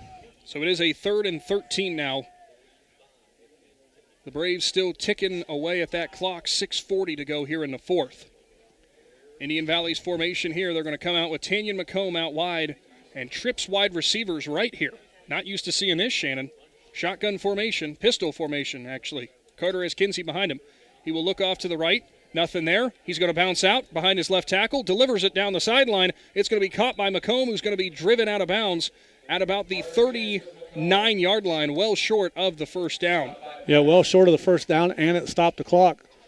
So big break right there for Reedy, and I'm pretty sure that Thomas was probably told on the sideline this time, you get the punt off. Don't you dare, kid. Great play last time. Don't ever do it again, right? So 4th down and medium. It was a 7-yard hookup from Carter to McComb. 6:21 showing on the clock.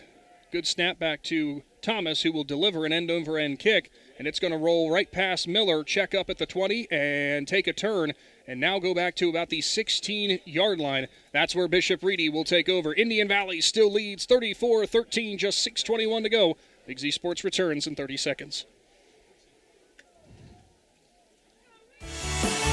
The certified public accountants at Niedenthal & Company believe in the value of relationships. Niedenthal & Company has been in business for over 50 years in your community, helping individuals and businesses grow. Niedenthal & Company can help manage and prepare your payroll, plan your estate, and prepare your business and personal income taxes. Stop into the Niedenthal facility on North Wooster Avenue in Dover and become a valued client today.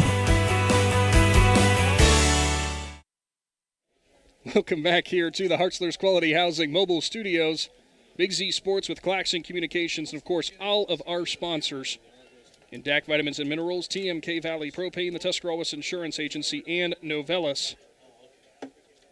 Another flag on the play there, Shannon. Going to back up Reedy 5 yards. Another, false start for them? Yeah, they come out and looked like the right guard he was going to pull over here to the left side, and he came up before anybody else. Shotgun formation. Cheatham turns, hands it off. Reinhardt, he'll go up the middle.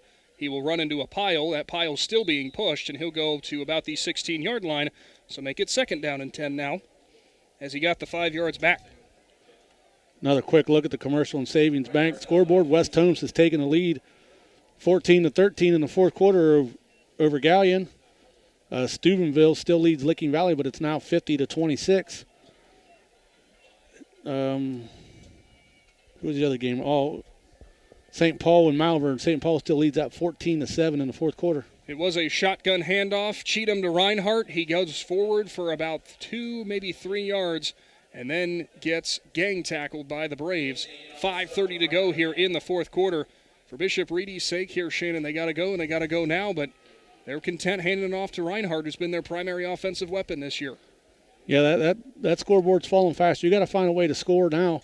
Reinhardt's going to go line up out wide receiver and stacked on the right side.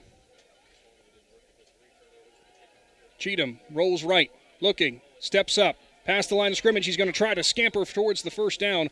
He is shoved out of bounds, though. See where the judge marks him down. The side judge marks him down the 22, so a short gain, but it brings up a 4th down. Clock does stop with 5:08 to go.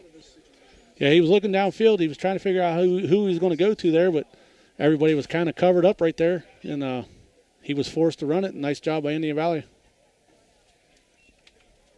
Big 4th down upcoming for this Braves defense, who has tightened up all game long.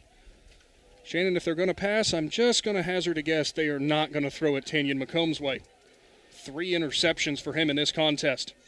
Cheatham, back to pass, looks right, delivers, almost picked off by Tanyan McComb, who tried to jump it. Instead, it is completed down the sideline to Miller, who turns it into a First Federal Community Bank 1st down. McComb knew it was coming. Yeah, nice job on McComb to read it. He just made a break for it just a little bit too late.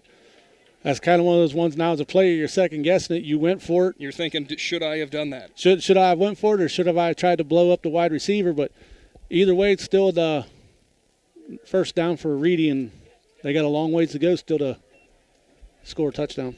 It was a hookup there from Cheatham to Miller. That's been the favorite for the quarterback for the Silver Knights. He's rolling.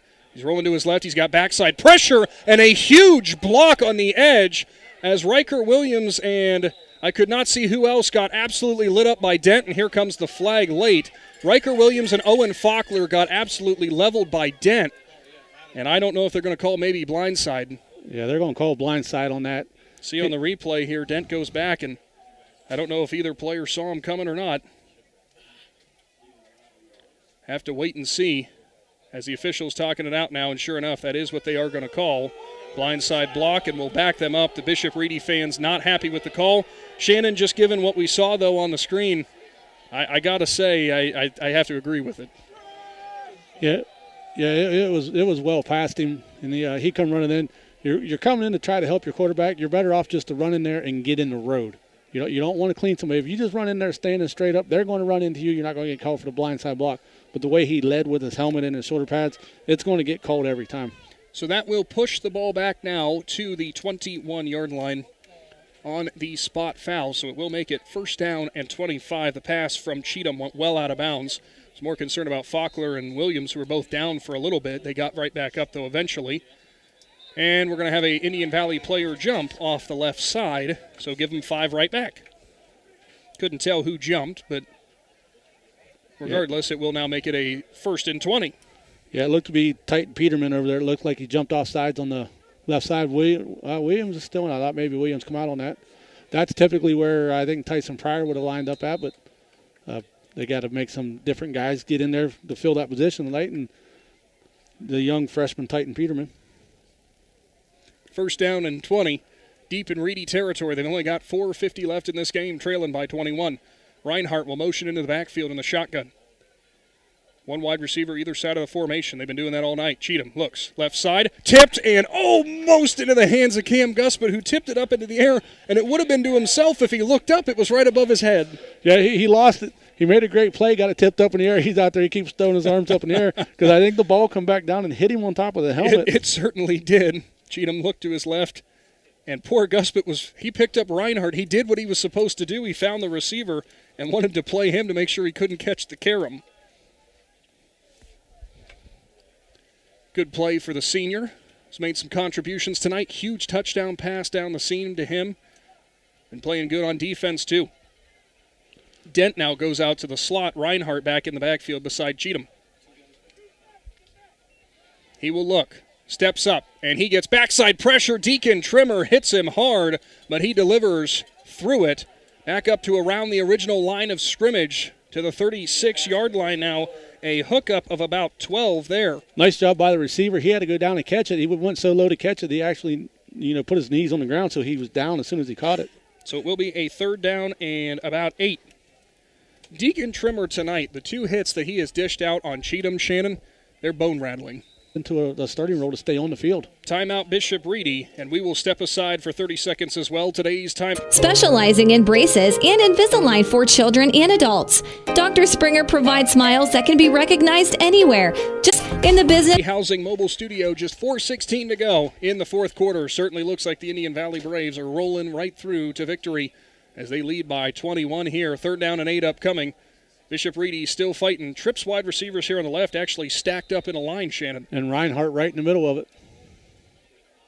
Cheatham rolls left, has Dent to block in front of him. Now he's got pressure. Justin Cadgett, he's coming in, and Cheatham's going to fall as Cadgett got pushed on top of him afterwards, and they'll help him back up. My question is, does the sack get credited to Cadgett on that? Probably just a pressure, but nice job by Cadgett. He got away from his offensive lineman, and he took the right angle to make the quarterback change directions, and when he did, he fell down. That was a big loss as he went all the way back to the 21-yard line. So punt formation coming out here for Bishop Reedy. In a lot of ways, Shannon kind of waving the white towel with, given how this game has gone, might be the right call. 3.5 to go here. Yeah, credit where credit's due for the Silver Knights. They have been trying to match swing for swing with the Braves all throughout the night. Craddock will get it away. Another nice punt into the hands of Tanyan McComb, who will fair catch it up at about the 34-yard line. That's where Indian Valley will take over. Yeah, and this is one of these games that we talked about at Logan Elm last week, and we talked about earlier that what other coaches say about this Indian Valley team and teams in the past. They are just a very physical football team. You know, Reedy come out in that first quarter, and they pretty much did what they had to do against Indian Valley. And I'm sitting here not saying anything on air, but I'm thinking to myself, this might be a long night with the way Reedy's on offense and their defense is working. But Indian Valley physicality, is unmatched tonight. 11 carries for for Reinhardt here of Bishop Reedy in the second half. That brings him up to 35 for the contest. That kid's going to be sore tomorrow. Yeah, that's a lot of carries for a high school kid to take. He's done it all year long. But go back to what I just said. When you do that many carries against a team that's as physical, your body will take a beating. It is another Cush Financial Group timeout. We will keep it here, though, as the game's winding down. 3:17 to go here. Now, you look ahead, and Steubenville with that big lead over Licking Valley. That means Indian Valley very, very likely going to move on to take on Steubenville. We'll have to wait and see where that game ends up being. But, for the Braves, it's a kind of a familiar opponent in Big Red. More scoreboard updates here. Galleon has now taken a 19-14 lead over West Holmes. And we mentioned South Range and Sandy Valley. Well, South Range tops Ridgewood. Sandy Valley looks like they are going to fall to Perry 34-7 here in the fourth quarter. St. Paul is leading Malvern in the fourth 20-14. So some close games, some blowouts. It's all fun in the high school fall playoffs, as now side number 12. Is that Carson Hostetler there, Shannon? Stetler again, heavy formation with a fullback. St. Clair looks to be the running back behind him. It is a handoff. St. Clair settles stutter step, and a nice gain that time as he'll dive forward to the 41-yard line, brings up third down and short. Yeah, nice job by St. Clair right there. He made a nice little cut, was patient, was able to get up the field. As I've always said, Shannon, somehow Indian Valley just continues to crank out playmaker after playmaker. St. Clair listed at 5'8", $130. A little bit different than trying to tackle Grady Kinsey out of the backfield. So now third down and about 3. Hostetler under center. Fullback coming in. Looks like Gavin Garbrandt. He will line up in front of St. Clair. As before, we apologize if we mess up any of these numbers and names. Hostetler turns, hands off St. Clair. He will jump forward to about the line of scrimmage and get no further. Clock will continue to roll here. And Shannon Thomas, another big game for Indian Valley, picking up that victory here. You think they are hoping that the bus drivers already got the buses get rolling to warm up? Yeah, they're ready to out there, got the buses warmed up. Probably got coach or trainer Bethany Lewis has probably got some cooler full of ice bags ready to go for them.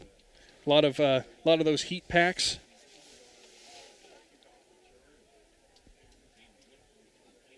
As it will be once again lining up back in punt formation, Colton Thomas. He will deliver it. Spiraling kick, and it will go out of bounds at about the 22-yard line. That is where Bishop Reedy will take over. Just 35 seconds to go.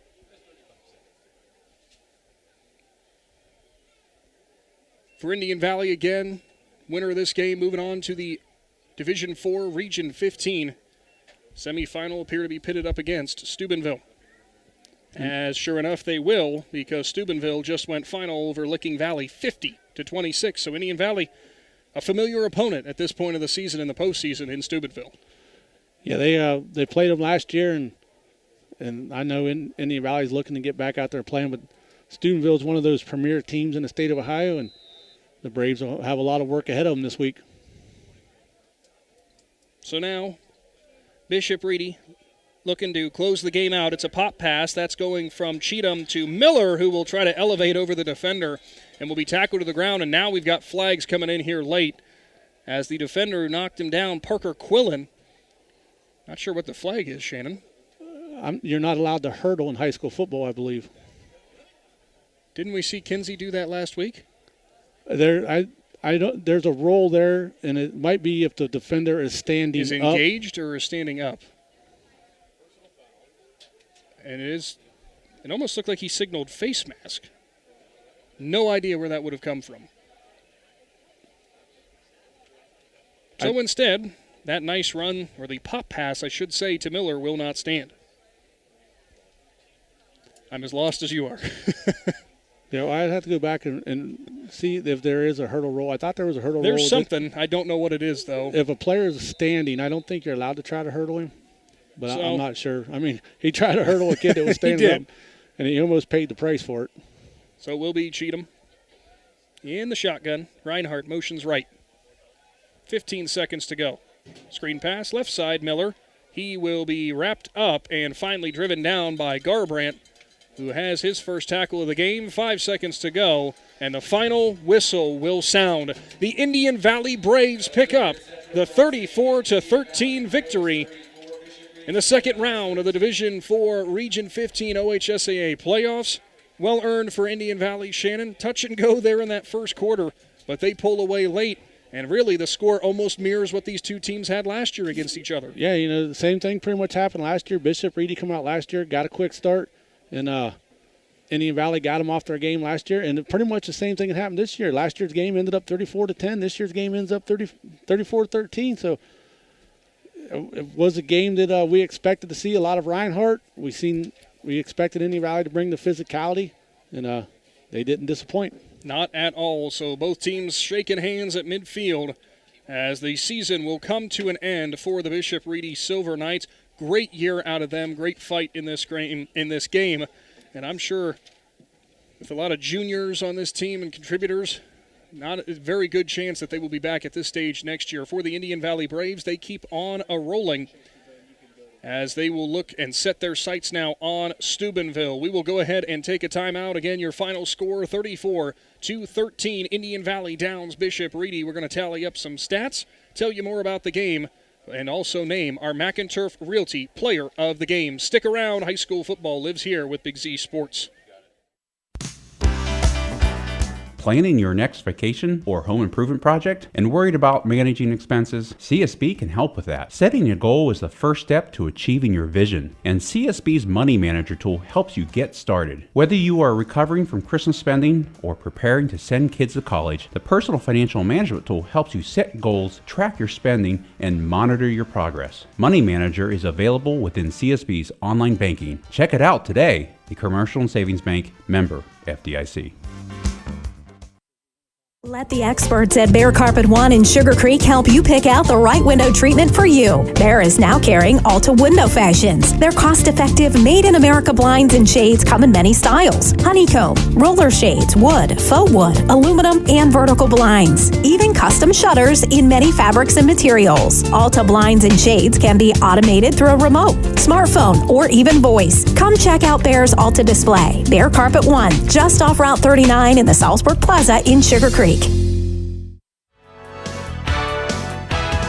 Is there anything better than high school sports? Hi, this is Pat Ferris of Ferris Chevrolet Buick and Toyota. High school sports bring out the best in our schools and in our communities, and the people at Ferris have always believed in the importance of athletics and academics. Just like we believe in the great cars and trucks we sell and service every day, like high school sports, we're a great tradition in this area. Ferris, on the Wabash in New Philadelphia. Big Brothers Big Sisters needs your help. Hi, this is Monique Duke, and we are committed to matching 82 children that have been waiting to meet their big. Do you have 4 hours a month that you could share with a little doing something you both enjoy? We match bigs and littles with similar interests, so this could be fishing, going to a ball game, going to church, or even shopping. If you would be interested in changing a child's life, please contact us at 330-339-6916 or visit us at bigsforkids.com/volunteer. Dumont Sporting Goods in Dover and Canton has just what you're looking for, so your athletes have the best gear for the sports they love. Dumont has a large apparel selection and can handle your customized screen printing and embroidery for your team or business. For sporting goods and all your apparel, Dumont Sporting Goods in Dover and Canton has everything you want to play and look your best. T-County Boxing Academy on East High in New Philadelphia invites anyone serious about boxing to see what they offer and have success just like pro boxer and Uricksville's own Sugar Dre Donovan. T-County Boxing Academy not only offers the area's premier training facility, but also offers the best supplements on the market for peak training to get the most out of your workouts. To see all T-County Boxing Academy has to offer, find T-County Boxing Academy-TCBA on Facebook.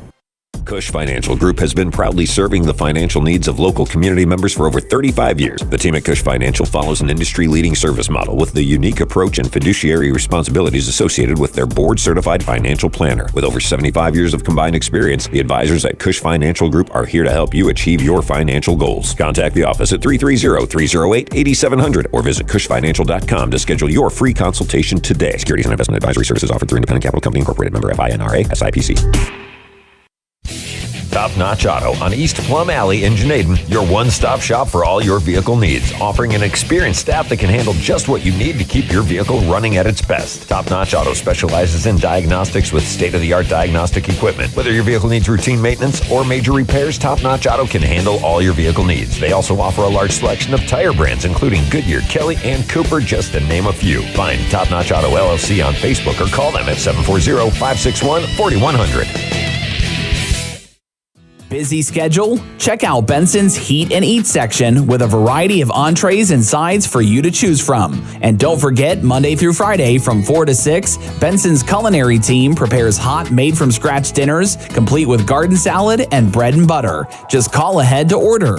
For daily and weekly specials, visit bensonsmc.com. Follow them on Facebook or stop into the market. Benson's Market and Catering, 207 North Worcester Avenue in Dover. The Tuscarawas County dairy farmers want you to know that low-fat chocolate milk is a great choice for student athletes and hard workers. It provides the nutrition needed after practices, games, or a hard day at work, and it tastes great. Low-fat chocolate milk is packed with carbohydrates for energy, proteins to repair muscles, fluids to rehydrate, plus vitamins and minerals to help build strong bones and bodies. It's the official beverage of the Ohio High School Athletic Association. Tuscarawas County Dairy Farmers. Farms, family, food. Jeff Wallach, LLC, is a family-owned and operated company proudly serving greater Northeast Ohio and surrounding communities for over 25 years. We specialize in vinyl siding, replacement windows and doors, gutters, downspouts, and much more. We provide quality service regardless of the size or scope of the project. Our crews are reliable, respectful, and mindful of a safe work environment. Jeff Wallach, LLC is certified by the Better Business Bureau. Call today and discover how we can assist you in making your vision a reality. Welcome back into the Hartzler's Quality Housing mobile studio. The Indian Valley Braves victorious 34-13 over the Bishop Reedy Silver Knights tonight. Shannon Thomas, a standout performance all over the place here when it comes to the Indian Valley Braves as they pick up that big 21-point victory. And I got to say, you and I chuckling from behind the scenes stuff right now. Kind of a very, complete game overall for Indian Valley. Again, just another one of those playoff victories for them, though. A lot of stuff they can still polish up, though, believe it or not. Yeah, and a lot of those things are just simple mistakes on the penalty flags and things like that. And offensive line played great tonight. They're going to have to play better next week. Defensively, they took on a big challenge tonight, and Reinhardt and Reedy. I tell you another player, that Dalton Miller, man, wide receiver, number 12. He had a ton of catches. Number 12. He's a senior, number 11. Outstanding athlete right there. And the Braves did a good job right there. He had a couple big plays, but there towards the end of the game, they did what they had to wrap him up. Definitely did. And looking at some of the stats for tonight's game, as it was running back Kentrell Reinhardt had the big-time numbers coming into this game. Shannon, he had some production, but it came at the cost of having to run the ball a lot. 35 carries for 139 yards tonight. He did not find the end zone. Reinhardt could move the ball down the field, but when it came crunch time, Indian Valley's defense tightened up. Yeah, Indian Valley's defense, they stepped up to the challenge tonight. They knew what Reinhardt could do, and he had a very successful first quarter. But from that first quarter on, Indian Valley just did what they had to do to to contain him inside the tackles. And the Indian Valley defense behind Matt Carroll, the new daddy, was able to get things done tonight. Don't ever call him that again. My goodness. Jacob Cheatham tonight at quarterback, 14 for 23, 150 yards, give or take there. Had a 1 touchdown pass. That was a deep connection to Caden Schaefer. On top of that, though, he was picked off 3 times tonight. Really kind of struggled to keep a lot of offensive flow going. That was kind of the tail of the tape for when it came to Bishop Reedy. On the other side of the coin for the Indian Valley Braves, if I can find my notes, Shannon, Grady Kinsey, big night for him again. 17 carries, 142 yards, and 3 touchdowns. His quarterback, Sam Carter, was 11 for 12 for 161 yards as well. Did not find the end zone through the air, though. No, and he didn't have to do it. You know, his wide receivers did some nice jobs getting some short passes, making some big gains for him. He did a couple nice jobs just throwing the ball away. But offensively, it went through Grady Kinsey tonight, and that offensive line did a nice job. And that's just what you do. You spread the ball around. It opened up the running game for Grady Kinsey, and the Indian Valley's offense was moving good tonight. We might have miscounted something there. We did have a touchdown pass from Sam Carter. He hit Cam Guspit up the seam for 68 yards. It was 68 yards long, and you didn't get to see that much from Cam Guspit this year. On offense, he had a couple nice catches throughout the year, but I forgot all about that one. So we got to apologize to Cam Guspit because that was a 60-yard touchdown. He's thinking, I ran so far, and you want to not give me credit for that. We apologize for that. Well, that will kind of wrap up the stats portion of everything tonight, as we will take one final timeout here. We will be back in exactly 1 minute, and when we do, we will be naming and talking to our McInturf Realty Player of the Game. Stick around with Big Z Sports, one final break, and we will be back after this. People are always asking, what is Cartoons? I hear that name on the radio all the time. Cartoons is a radio shop in New Philadelphia that specializes in tuning up your stereo system on anything you drive or ride. We tune up car tunes, truck tunes, boat tunes, motorcycle tunes, RV tunes, new and used vehicle tunes. We carry the best brands from Kenwood, Sony, Alpine, Pioneer, just to name a few. Cartoons also carries a full line of lighting accessories, backup camera systems, remote starts, or just need it installed? Give us a call. Cartoons on West High Avenue in New Philly. Be there.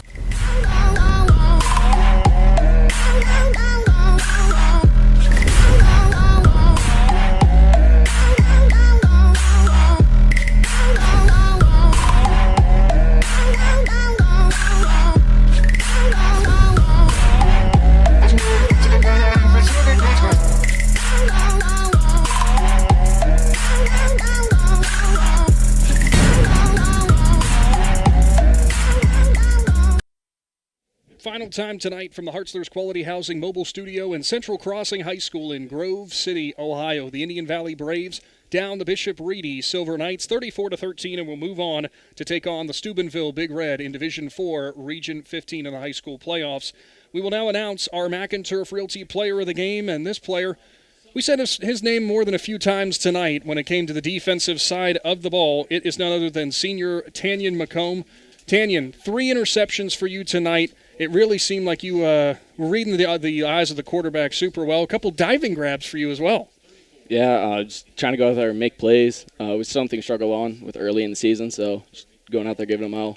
So here's the crazy thing. You registered 3 interceptions tonight. You could have had 5. You actually had 2 that got away from you, too. Yeah, I'm most mad about the one before half, though. It just went right through my hands. It was the easiest one. And then the 5th one would have been a crazy play, so... You know, we had actually said, I looked at Shannon right before that play happened, and I said, well, wouldn't it be something we're probably going to guess this is a pass, and if McComb steps in front of it, man, you got really close. But other than that, I was trying to read that one all the way. A phenomenal game for you outside of that. You had the big 3 INTs. You also had 7 total tackles that we had registered on defense. I'm sure your coaches will say we missed quite a few because you guys were really doing great tonight as a unit, just converging on the ball. Tell me a little bit about that first drive, though. You know, you guys were having a hard time getting off the field. I know that had to be frustrating. Yeah, I mean, we've been outsized every single game, so they're just starting to win the physicality battle early on, but then later in the game we started to get to it and win physically. Now, I'm probably going to end up screwing this up, but Shannon Thomas had this statistic. Tonight, with your interceptions, that brings you up to 8 this season, which would be the single-season record for Indian Valley. And on top of that, 3 interceptions tonight would also tie the single-game record as well. It's got to be a great feeling, especially in your senior year. Yeah, it is. I didn't expect to get any football records, so I'll take it. One final thing here for you, Tanyan, as well. We saw you a couple plays on offense as well. You guys, even after those struggles early on, tell me how fired up that sideline got with that kickoff return on the pooch kick as well. You didn't even touch the ball on offense in the first quarter, and you still got a tied game. Yeah, I just look over as soon as Rector scores that, and half the team is on the field running towards them, just jumping, yelling, so that was fun. Awesome stuff. Well, Tanyan, thank you so much for your time. Our Mac and Turf Realty player of the game in their 34-13 victory for the Indian Valley Braves. You play a familiar team, though, next week in the Steubenville Big Red. Obviously, you guys are familiar with them. Yeah, I wasn't able to play in that game last year, but we know it's a big game coming up, and we got to play good. Awesome. Well, great stuff again. Your Mac and Turf Realty player of the game, Tanyan McComb, 7 tackles on defense, 3 big interceptions as well. That will wrap everything up tonight. For Big Z Sports and Claxon Communications, again, a big thank you to our sponsors, TMK Valley Propane, Novellus, DAC Vitamins and Minerals, and the Tuscarawas Insurance Agency. For everyone with Claxon and for Shannon Thomas, I'm Nick McWilliams saying so long for now, and we'll be back with you with more high school football next week. Hi, this is Jan McInturf. The past 30 years, the residents in and around the Tuscarawas County have made the call to the realtors and staff of McInturf Realty for buying and selling of residential and commercial properties. We truly live in a great community, and in all of those communities, there is nothing better than high school sports. For myself and all the agents and staff at McInturf Realty, we would like to wish all the area athletes good luck this season. And make the call to McInturf Realty, 330-364-SOLD, or find us online at McInturfRealty.net. All the talks we've had over the years, including what you've told me about not using alcohol and other drugs, they stick with me. And believe it or not, they really do make a difference, especially at times that matter most. Hey, want a drink? No thanks, I'm good. So thank you, Dad, for talking and preparing me for what's ahead. Thank you for talking. For more information about talking with your kids about underage use of alcohol and other drugs, visit underagedrinking.samhsa.gov or go to empowertusk.com. Take a second to step outside of your daily life and breathe. Muskingum Watershed Conservancy District brings that perfect break from a busy life and great destinations for relaxing, camping, fishing, hiking, family-friendly activities, and so much more. Atwood and Tappan Lakes also have new campsites with full hookup connections and full-service marinas. Reserve your adventure now at mwcd.org. The Muskingum Watershed Conservancy District would also like to congratulate all of the area athletes on a great season. Thanks for listening to Big Z Sports. Tonight's show was presented by Tuscarawas Insurance Agency, Novellus, DAC Vitamins and Minerals, TMK Valley Propane, First National Bank of Denison, the Caleb Fell Real Estate Team, Wood Electric, Keim Home Center, Niedenthal & Company, the Commercial and Savings Bank, Dr. Nathan Springer, Auto Works Collision Center, and First Federal Community Bank. Follow Big Z Sports on Facebook, on Twitter, at @Big_Z Sports, and on Instagram. Thank you for listening to Big Z Sports on 99.9 WTUZ, Z Country.